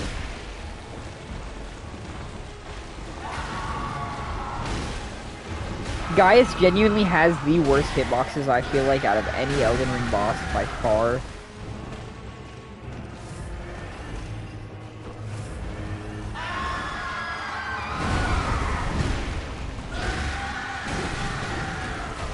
I think From Software is constantly in an arms race against itself to try and be harder. In my opinion, that's where 3's combat went wrong. They wanted to match the speed of Bloodborne, but without the rally system, it just didn't feel right, constantly getting mauled by annoying enemies that flail at you.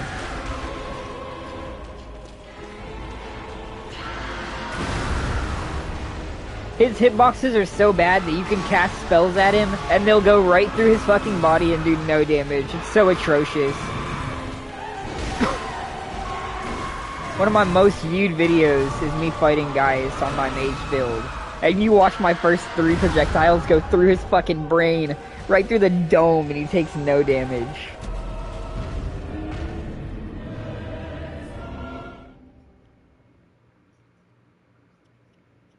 The hippo's fucking hitbox is ridiculous, too.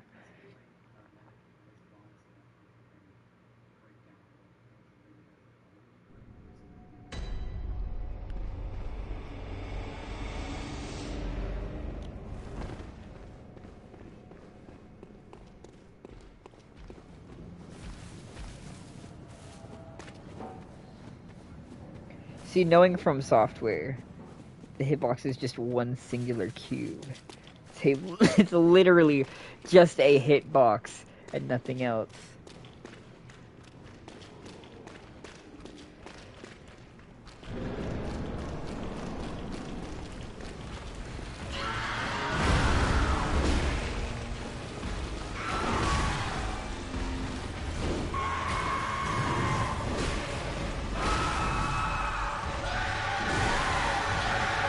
DLC was low-key such a mixed bag for me.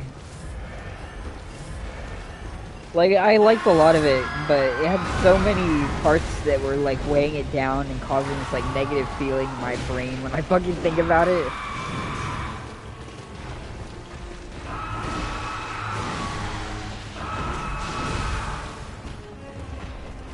What's the point of killing yourself 5 times without any real guidance in order to get an NPC to start talking?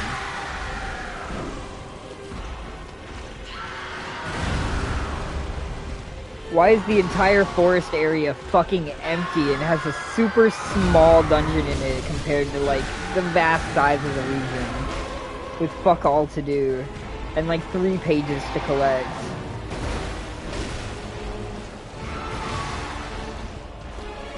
Why is Promised Consort Radon is honestly the biggest one.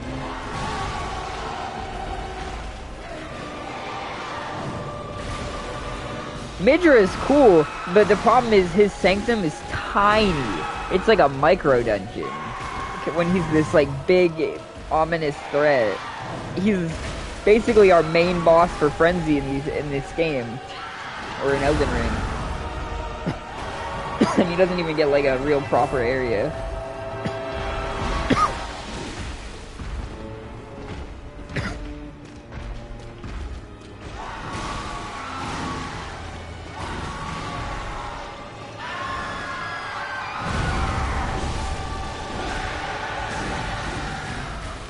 See, but the thing is, they didn't have to put all the content in the dungeon, but to make the entire region so barren is just like... It's just, there's no point. There's no point in going there, other than running straight to the boss.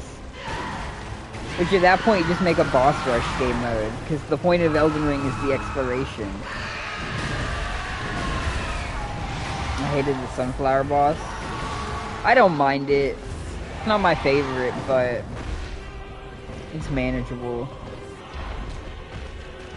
I get hit by the thorns so often, the timing always just tricks me up for some reason.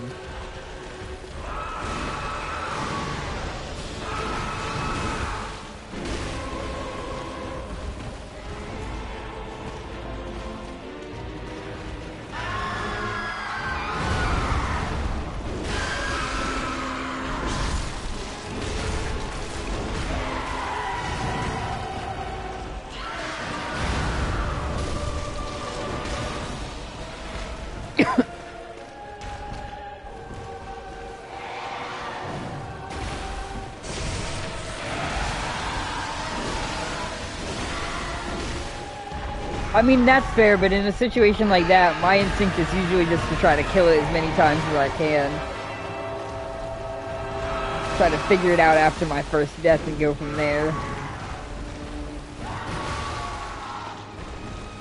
Love the Great Sword of Solitude. I really hope you mean the weapon and not the NPC encounter you get it from, because I think that NPC encounter is such hot dog shit.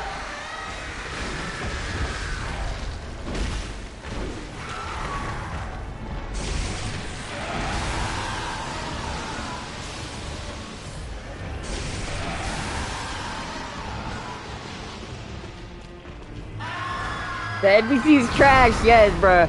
It's just super fucking overleveled. He kills you in like 1 or 2 hits.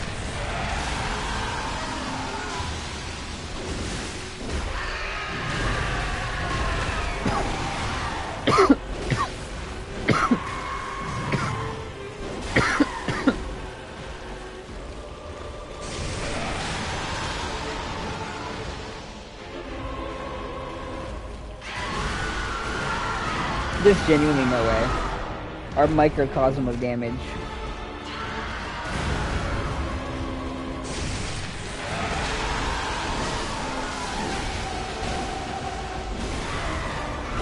Where's the damage at? Gone. It vanished into New Game +2. Reduced to ashes.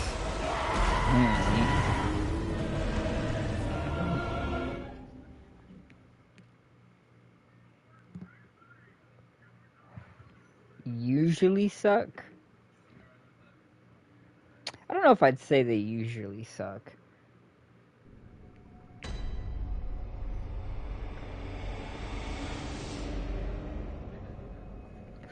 I have like a scale in my head, I feel like, of where bosses sit. I feel like there's levels to it when it comes to Blood, or like all these games really, and their bosses.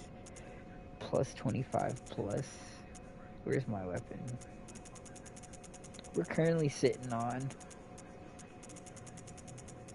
the Bloodletter plus 10 with a 13.5 blood tinge, 13.5 blood tinge, and a 13.1 physical attack up.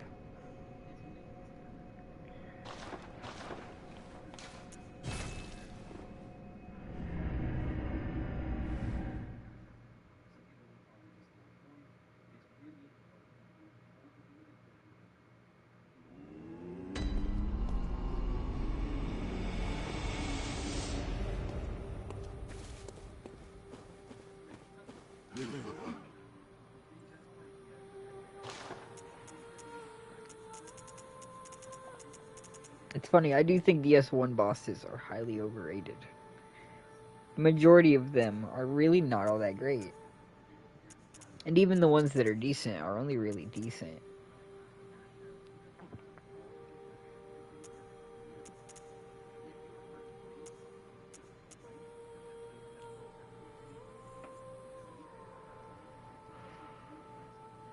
See, I think people put too much emphasis on the bosses. They start to think of these games as all about the bosses. But I think the bosses are like cherries on top of your cake, you know? Like, you have the level, you get through all that hardship, and then you get that little cherry that you get to eat. And once you beat him, and you get that little checkpoint, you feel so relieved.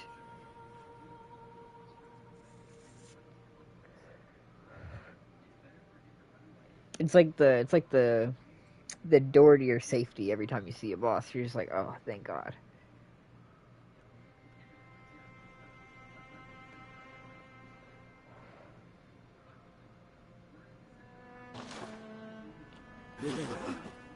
See what gems we got.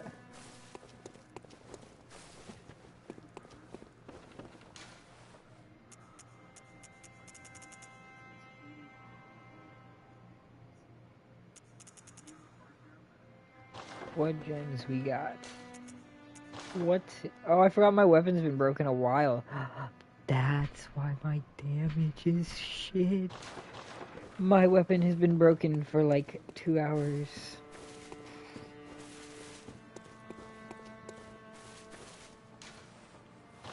I forgot.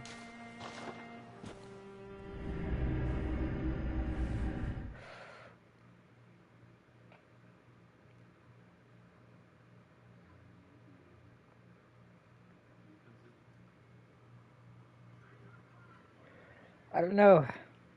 Maybe it's confidence. After the wheel run, I don't even need my weapon to work. It can be broken and we can beat Ludwig.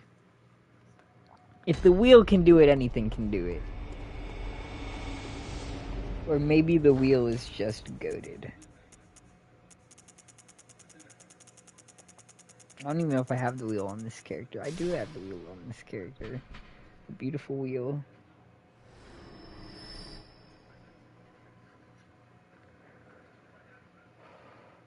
The wheel is trash. I agree, and yet even though I agree, I almost miss the wheel run sometimes. A little bit.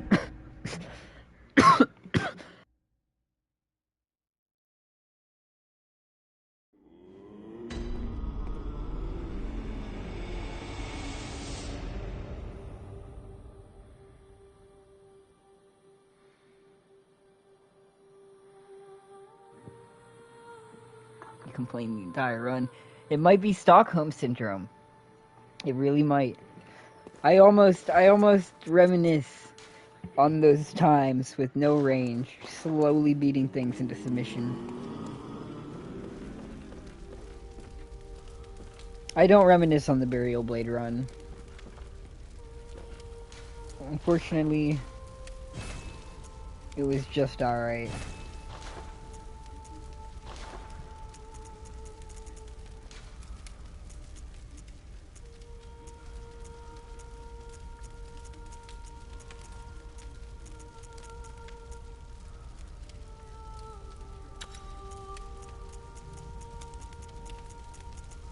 See what we got.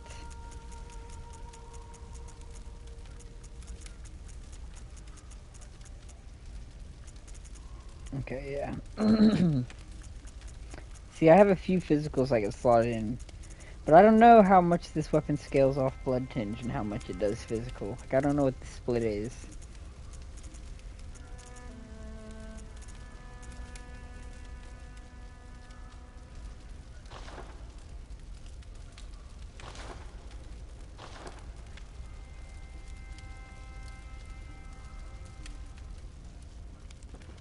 See, I like to leave a long space in between, like, playing games and then come back to them so that it feels a little bit fresh.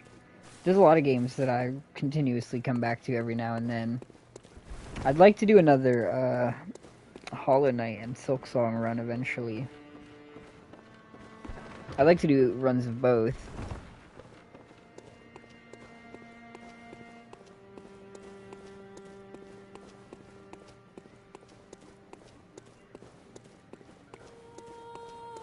But see,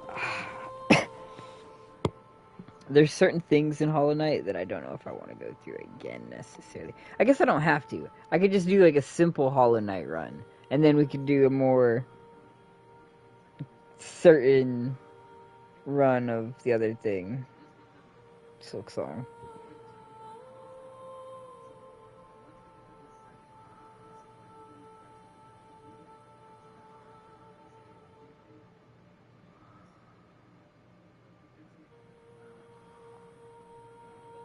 See, that's valid, but I do see both sides of that, because that is true. A lot of manic people do have like a very fast speech. But there's other signs too. It's a lot more than that.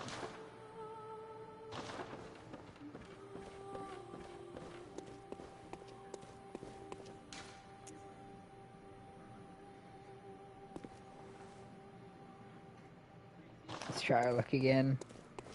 I'm sure we got it.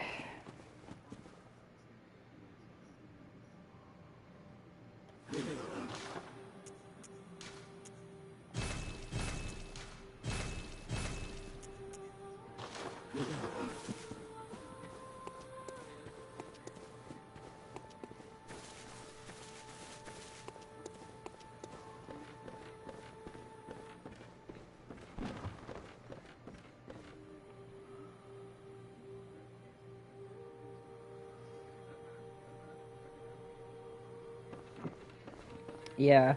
But low key, that's usually how it goes. Usually people experience like I don't know, manic episodes, or just being a little bit more manic after depressive episodes.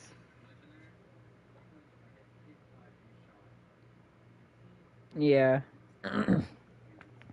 Yeah, my ex-fiance was bipolar. She would go through depressive episodes followed by manic episodes. I don't personally recommend going unmedicated. I think there's a lot of flaws with the medical system, unfortunately, but I really haven't seen a better option, unfortunately, besides being medicated.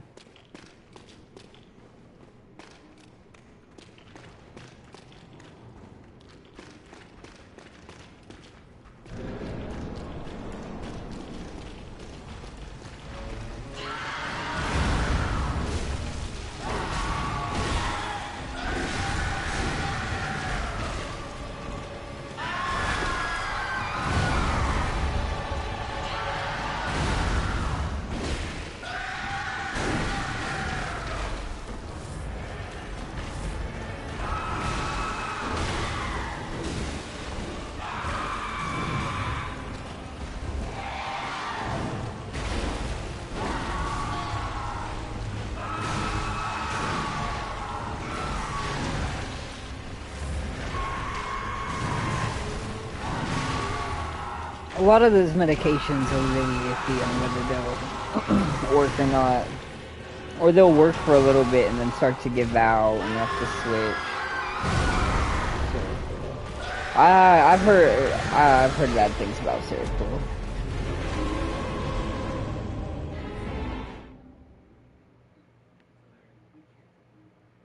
Well, see, low-key, sometimes you don't need a high dose. Sometimes lower dosages are actually better for treating certain illnesses or certain conditions. Like, it's possible that being on a lower dose would actually be more beneficial, or leaning down to a lower dose on a different medication.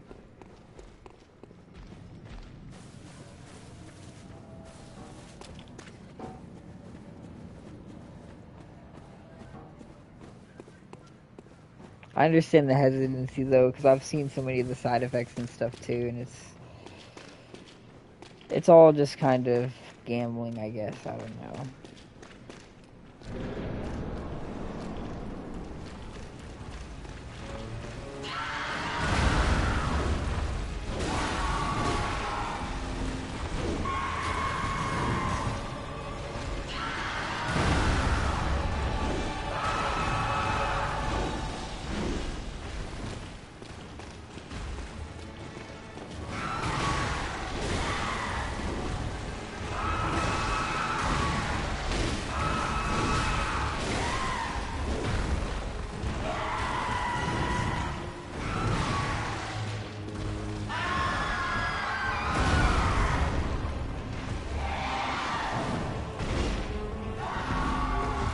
I think life usually is just a series of masks that people put on, kind of layered over top of each other.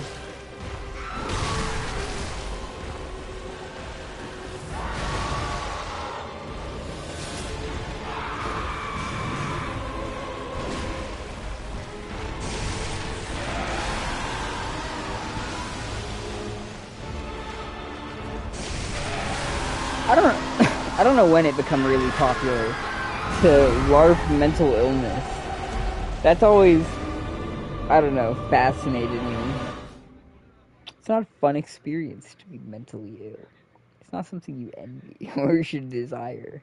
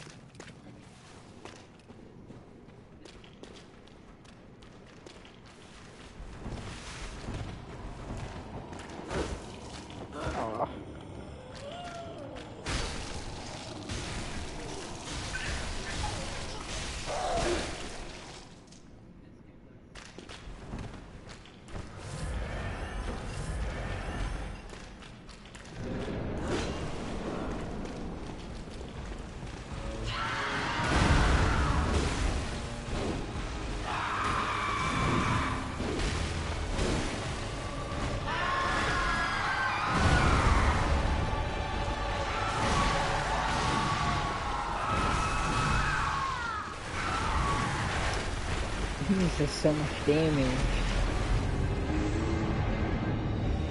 Like, it's gonna take a flawless run.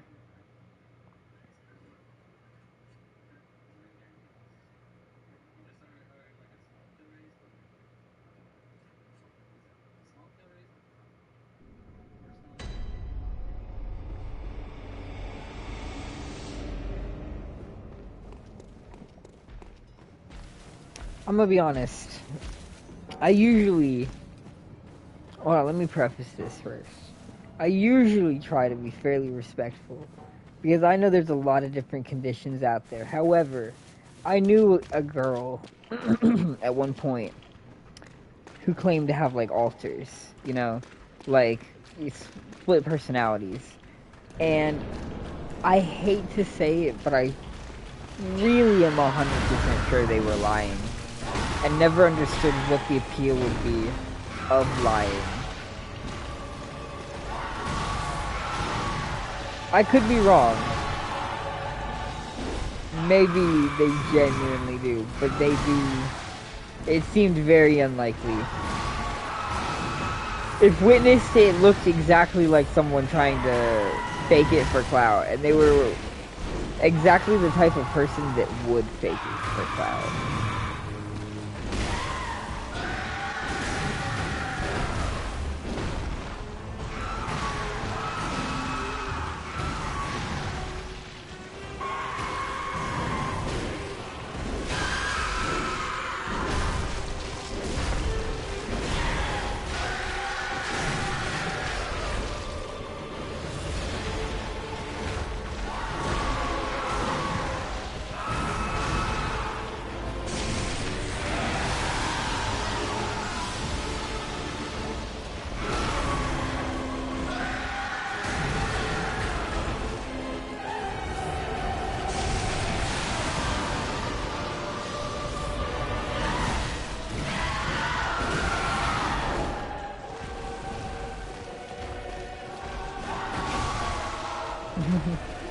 Oh, I'm so fucked. Yeah, wow. There's no chance. There's no way. We might actually not get this one.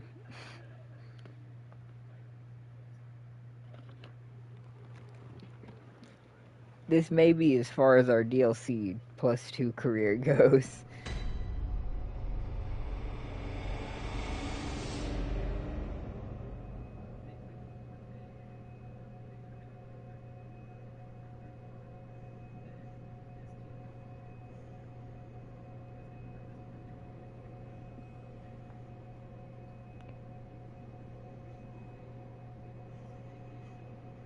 Yeah, school fucking blows. For me, I've always gotten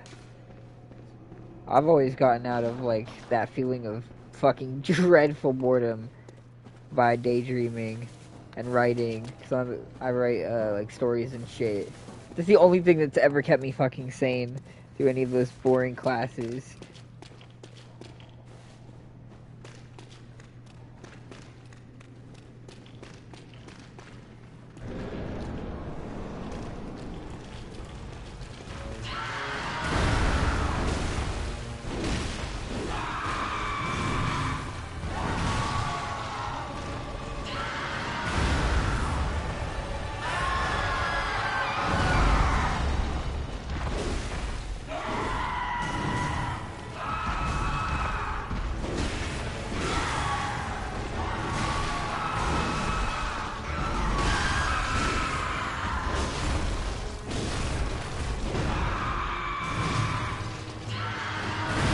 Fuck me.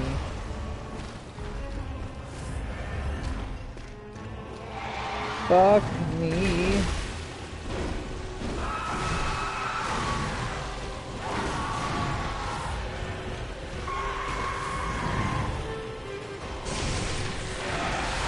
There's this game called What Remains of Edith Finch, where you travel through this fucking creepy house and shit full of your dead relatives' rooms, like explore their past and shit, learn about how they died. And I fucking love one of the characters. I think his name is Lewis. He's like a maladaptive daydreamer, and he works at like a fish plant. So you have to control one hand moving the fish around, while with like your other hand you control like his fucking imagined scenario, and it slowly grows bigger and more complicated until it's like distracting you and taking over the whole screen.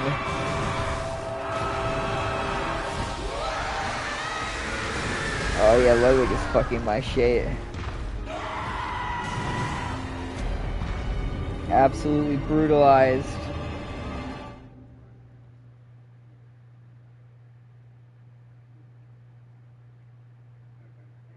Tragic.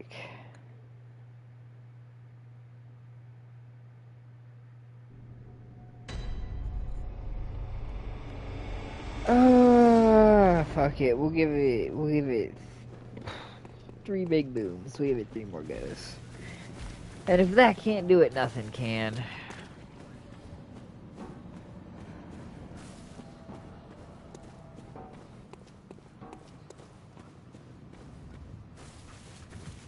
If that can't do it, nothing can.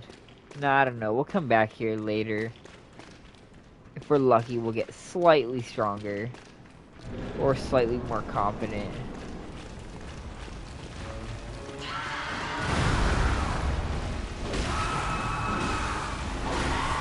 See, I'll be honest, I've never been able to get rid of stuff.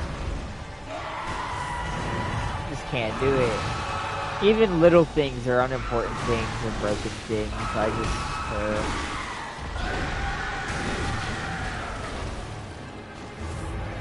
just, it's a bad habit for sure.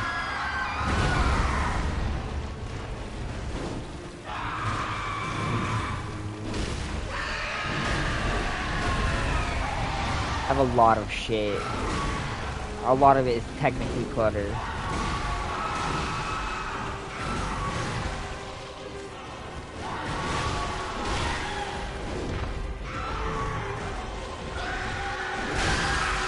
god.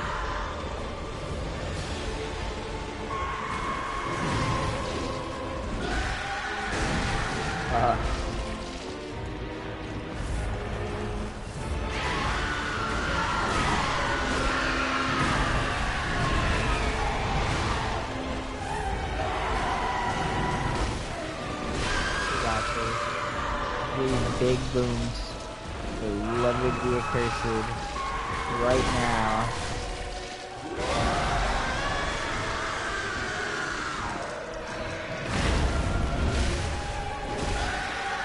Gotta use him quick.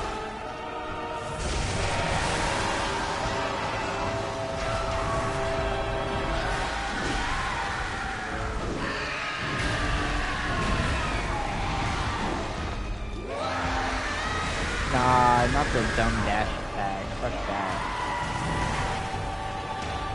The bomb.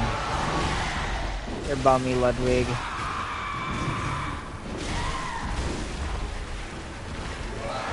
L plus no healing church, bro. Fuck you.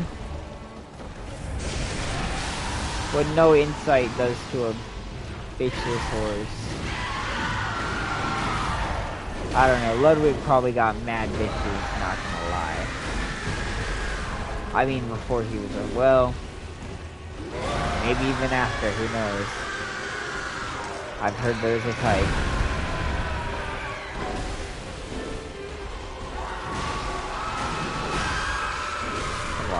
Come on. Ah, he's fucking me. Ah.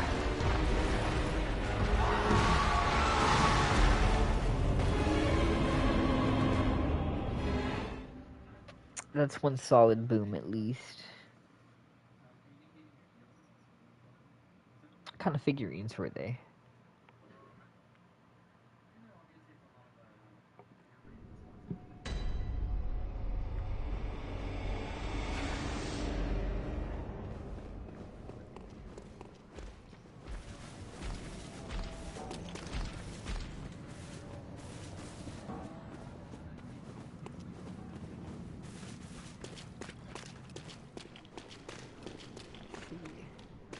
I see. It was actually good. Yeah, low key, bruh. I'd be disappointed as a... Now, I get it. An adult saying they're disappointed with the toy aisle is a little funny, but gotta say, these modern toys, bro, they just ain't it. If I was a youngin', I wouldn't want these things.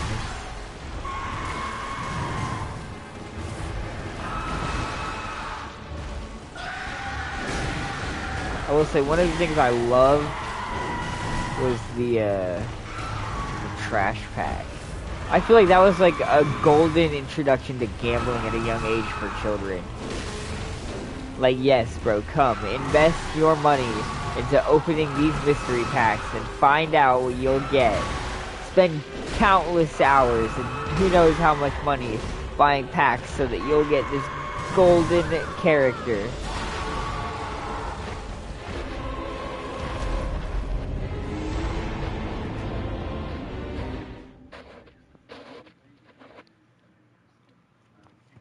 That's tough.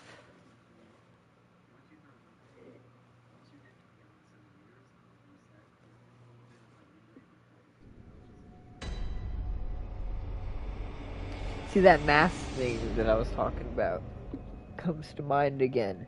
Because I often feel like my channel is like one mask, but like my other social media platforms feel like different masks. Feels like you're a very different person on different platforms.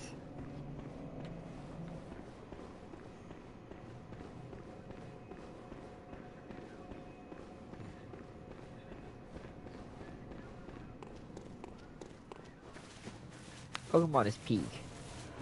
Low-key, in probably one of my worst depressive fits, the thing that really saved me was Pokemon cards. I opened a pack of fucking cereal and it just happened to have like a 3-pack of Pokemon due to like a promotion they were doing at the time. And I was like, huh, I guess I'll open that and see what I get. They were just normal cards, but I was like, damn, that's kind of cool. I opened another box of cereal that we had, and it was around the same time, and it had the same fucking like thing. It had 3 more cards in it, and I was just like, huh, okay. I just started collecting Pokemon cards for a hot minute for shits and giggles. Yeah, the scalpers ruined it for everyone. I haven't tried to buy them in a long time, but apparently it's very difficult now.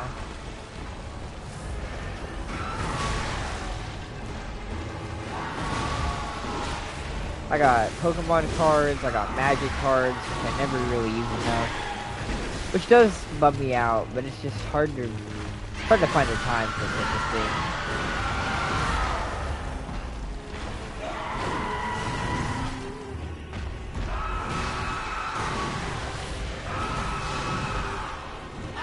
I've still got like fucking a million of those trash bags. I've probably got like a fucking solid eBay hauls worth of trash bags.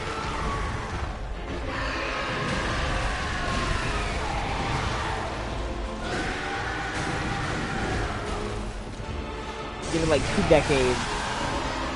It's gonna be worth like $1,000 a pop.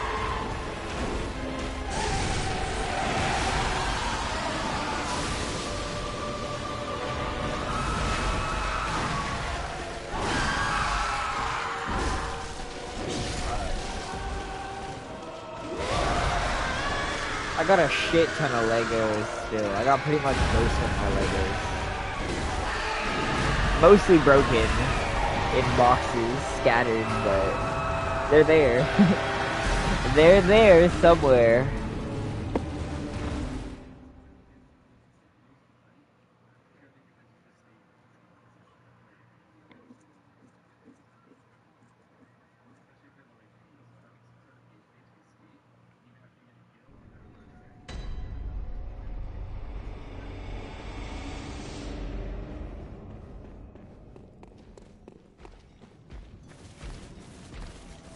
You got it. Big Boom number 3.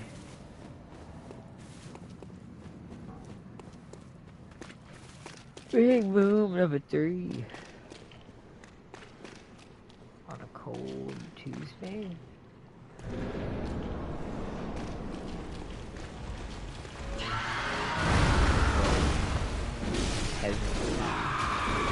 Fortunately,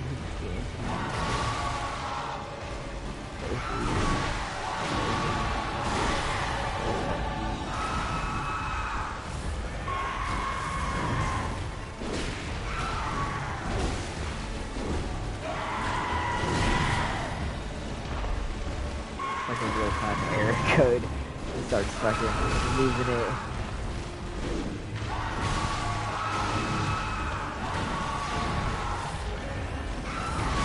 Oh my god.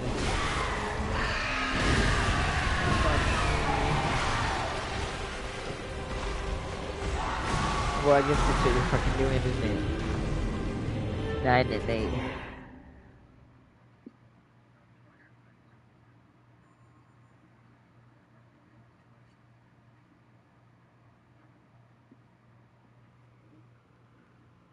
We have one more. We can get one more.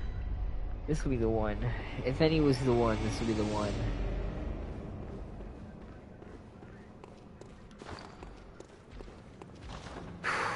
Just gotta use the snake.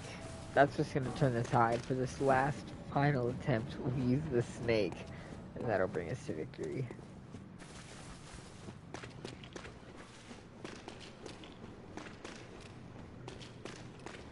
I'm sure that's the missing ingredient to this equation. Who needs gems when you have snake? He moved. How unfortunate.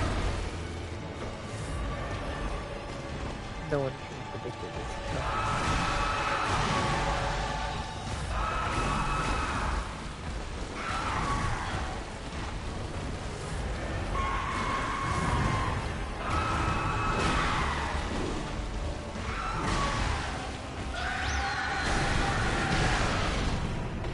We missed. That's okay. I promise. This is gonna be what wins this fight for us. You just have to believe.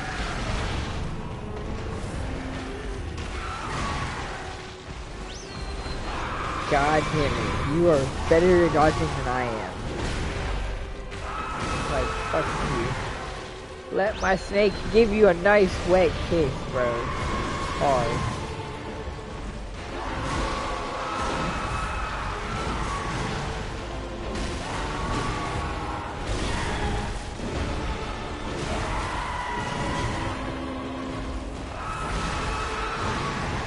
God damn.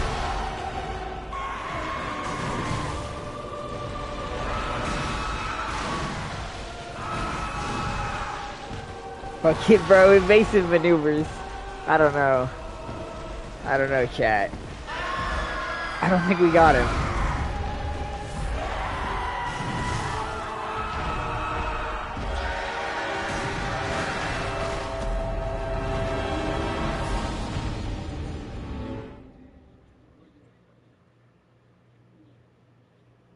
Yeah, I don't think we got him. Fuck, I don't know. We're gonna have to come back. Even then, I'm not sure. This might be a real roadblock to us down the line. This might end up being like the Burial Blade run, where we kind of leave off for a while. Because Mikolash's one-shot spam kind of killed the vibe of that stream. We will see, though. Not sure. I think all we have left is Upper Cathedral Ward, Yargul, Mensis, DLC, Chalice Dungeons. I could always get more Chalice Dungeons gameplay.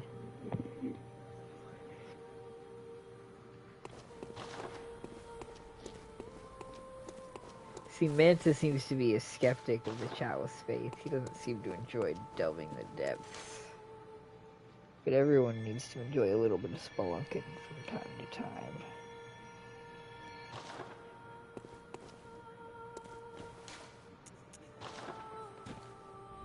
We need to find the old watchers of the labyrinth.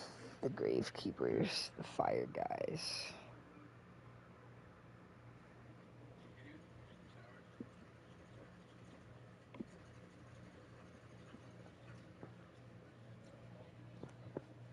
Now that I've finally finished up that video, we have a new one in the works, and we need firekeeper footage, because they're kind of weird, and a little bit obscure, and not really talked about much.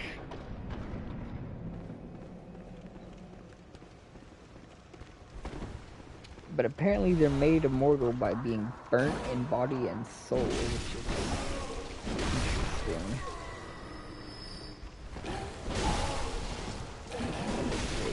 Couple questions, especially in relation to the other undead, because why are the undead even alive? That's not very beastie. A little bit odd is going on there.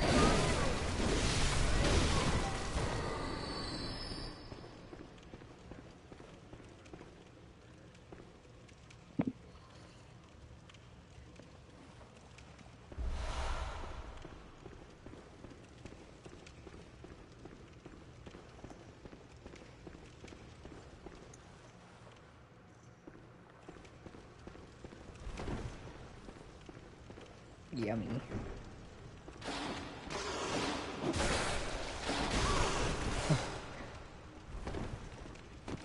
I almost said I see no consequences.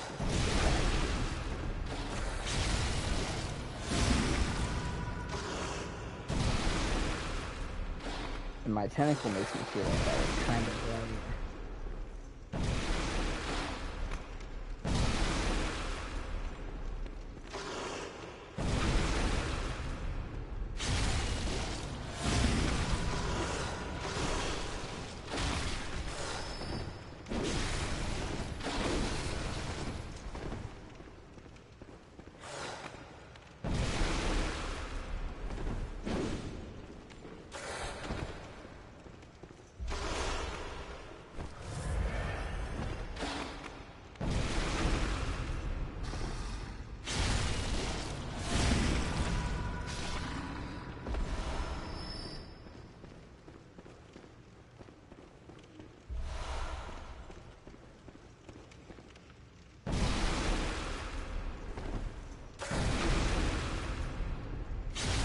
I love the hunter tools so much. The tools in Elden Ring could have had so much potential if FromSoft was just not scared of fucking fun. But they're so terrified of letting their players enjoy themselves.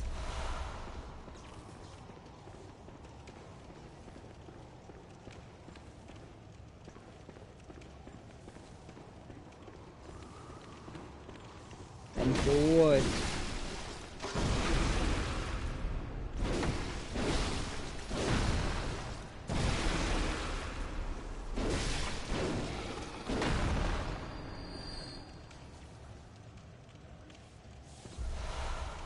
I like to think that in an ideal world, all of the different builds and stuff would be accounted for, and there would be good reasons to choose to use different builds and stuff, and benefits and weaknesses, certain areas and stuff like that.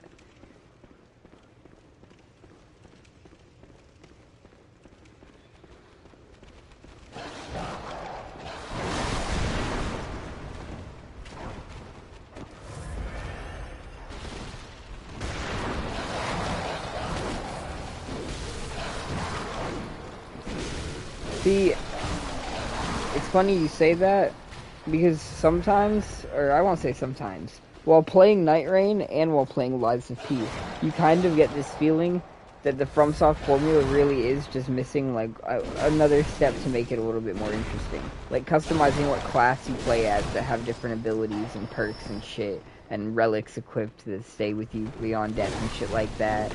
Or the fucking skill tree from Lies of P that gives you different abilities and upgrades and benefits and shit like that. Like, there's something like that kind of missed from some of these games.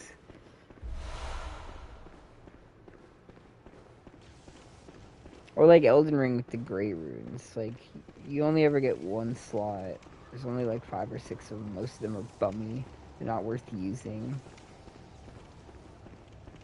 See, even when there is customization and variety, that's the thing too. A lot of the times, the variety and customization options are such bummy garbage that they're not worth using. It'll be the coolest looking weapon you'll ever find, and it'll be so astronomically shit, it'll make you want to bash your fucking brains in every time you pick the thing up. I feel like I can think of a few random fucking weapons that fall into that criteria. I don't know. 444. Say your fucking prayers, I guess. Your manifestations. Cool weapons are always trash. And the boring weapons are always unbelievably busted. Such is the natural way of things.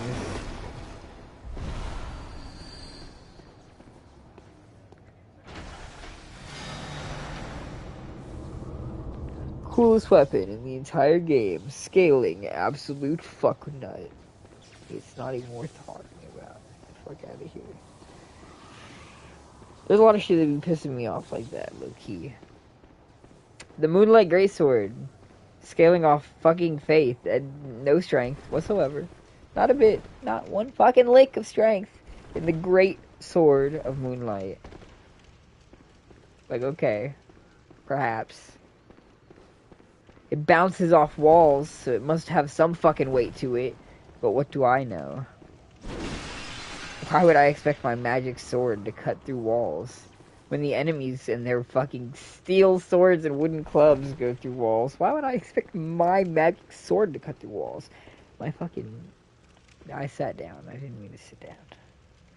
The game's telling me to calm down. We're not on the FromSoft hate train yet. That doesn't come until Elden Ring 2. When they reveal that the final boss is Promised Consort Ladon 3.0. And he's just back again for no fucking reason.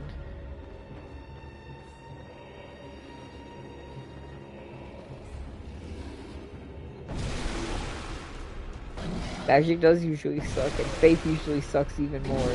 Especially in Elden Ring, Faith fucking is miserable. But you know what? That's why, low-key, Bloodborne has one of my favorite mage playstyles, because the hunter tools are just so different. All of them do something different, and it's fascinating.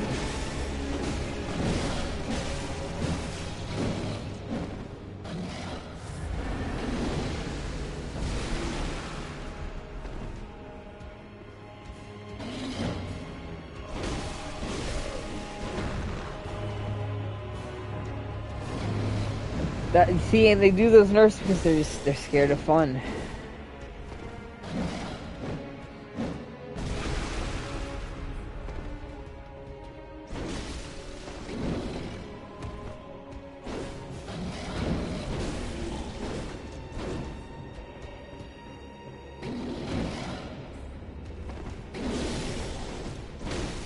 So I haven't found the words yet for it to really place what it is, but I'm coming to like try to figure out what the, I don't know, the best analysis is for bosses in terms of quality. Because some bosses just are better or feel better. And I feel like the best bosses are the ones that feel like rhythmic, like a dance almost. Like Mesmer is low-key goated.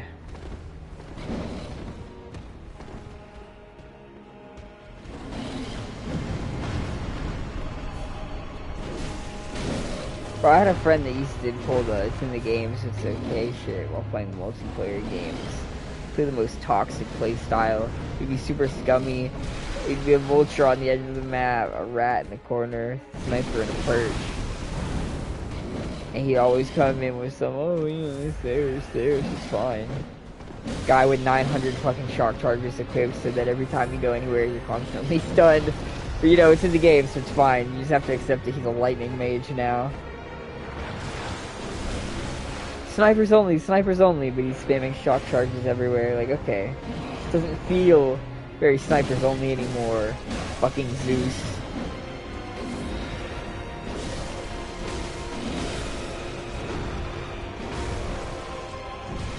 I almost respect the hustle. But I can't. It's too irritating to respect that hustle. Or like Brawlhalla, he's a ledge camper. He's just sitting there waiting to bait you into falling so he can kick you into the void. Never wanting a square fight. Or playing super cheesy characters like a bum.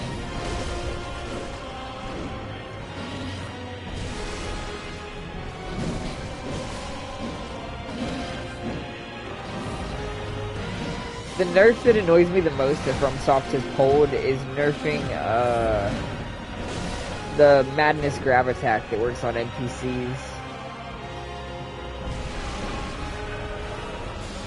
I feel like that really did serve no purpose other than make something that was super niche, completely useless, and just to fucking shit on players. You like something? Well, I'm taking it away. Ha ha ha.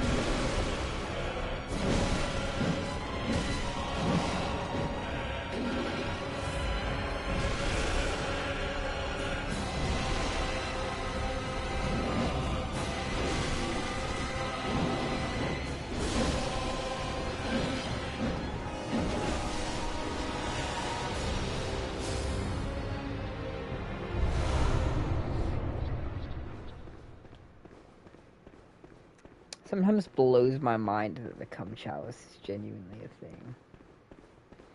Like FromSoft managed to create a system where people easily found a way of getting a ludicrous amount of fucking blood echoes by just standing there. And they were just like, well, shit, what are we gonna do?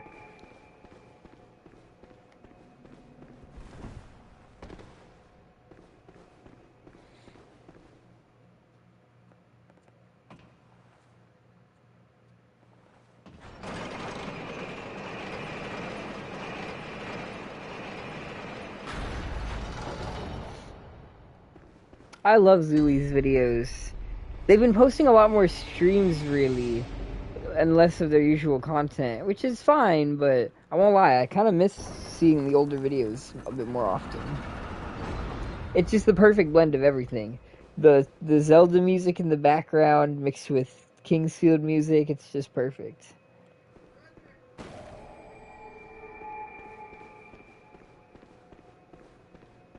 It's like a hodgepodge of the best things.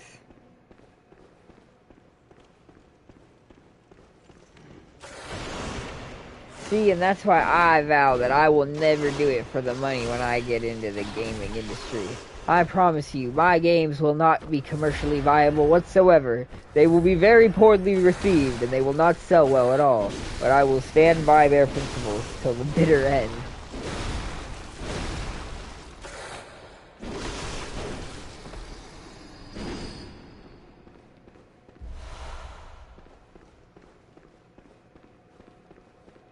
be the change you want to see in the world type shit.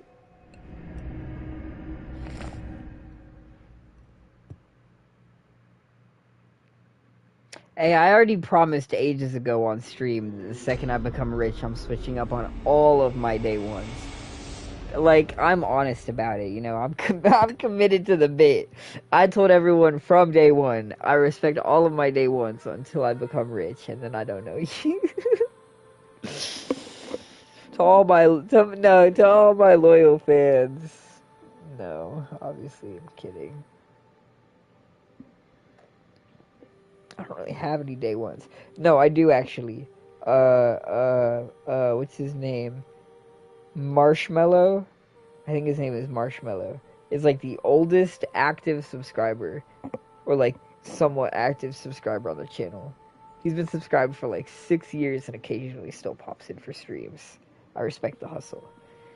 Bro will end up in the Hall of Fame whenever it comes up. Best supporters of the channel. Bro's up there.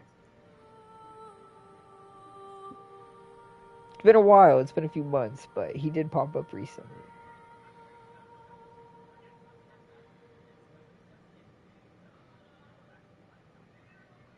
And then there's the wingman, but like...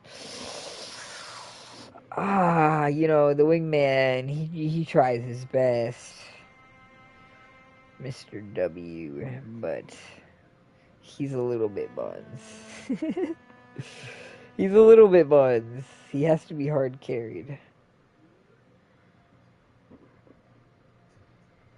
He's currently only beaten Bloodborne and some of the Night Rain bosses, and that's his entire Souls-like experience. And I'm gonna be honest, I hard carried him through Bloodborne. I guided him to everything. I showed him the path. I gave him insight.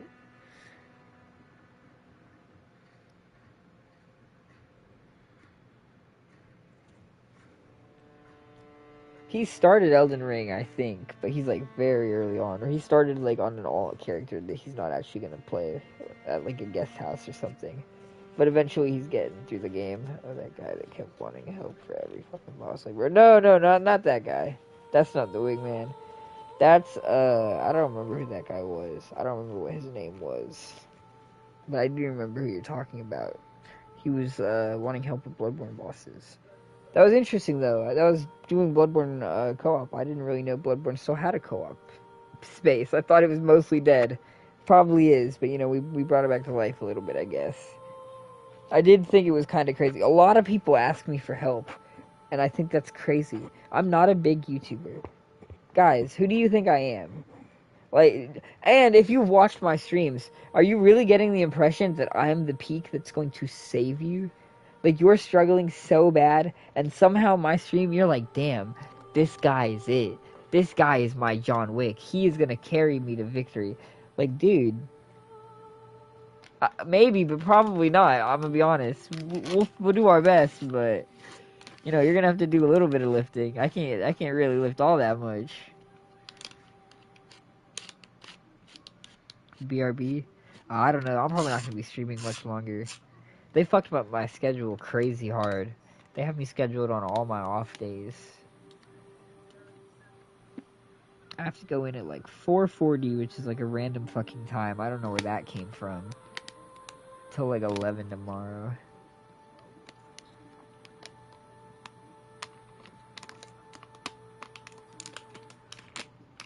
And they got me scheduled on my off days next week too, which pisses me off because I got like appointments and shit. So like, can't just change people's schedules like that if you don't fucking say anything or have any announcement or any warning, like on the dime. That's some outrageous shit. We're not on call, bro. We're not lifesavers. We fucking flip burgers. The fuck.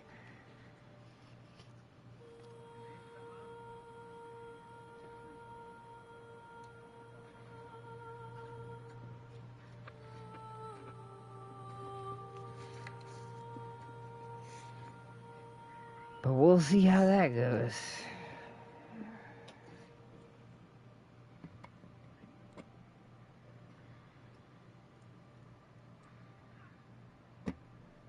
I'll find it. Oh yeah, this is actually like supreme timing, I suppose.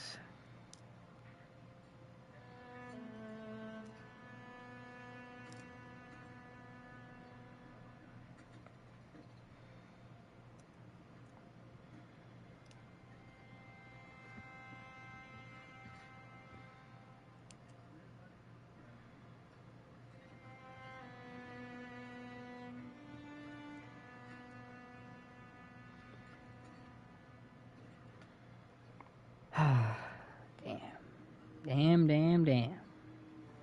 The endless grind, hard at the grindstone. In the oil fields, as I like to say. It's hard being on the fryers.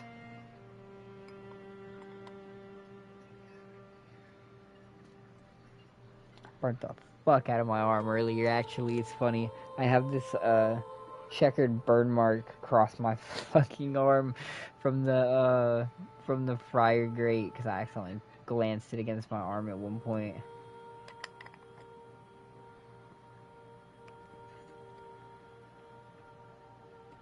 I'm making tattoos and shit, which is kind of nice.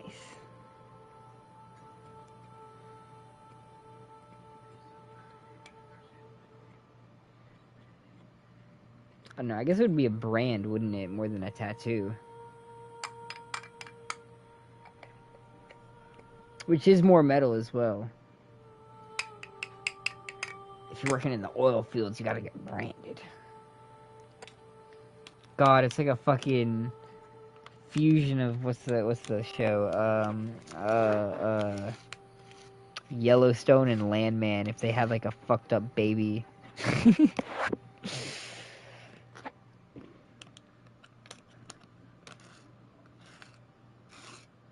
Thank God for brain rot. What would we do if we didn't have short form media to constantly consume? Who knows? Until next time. Hopefully next time we'll be more productive.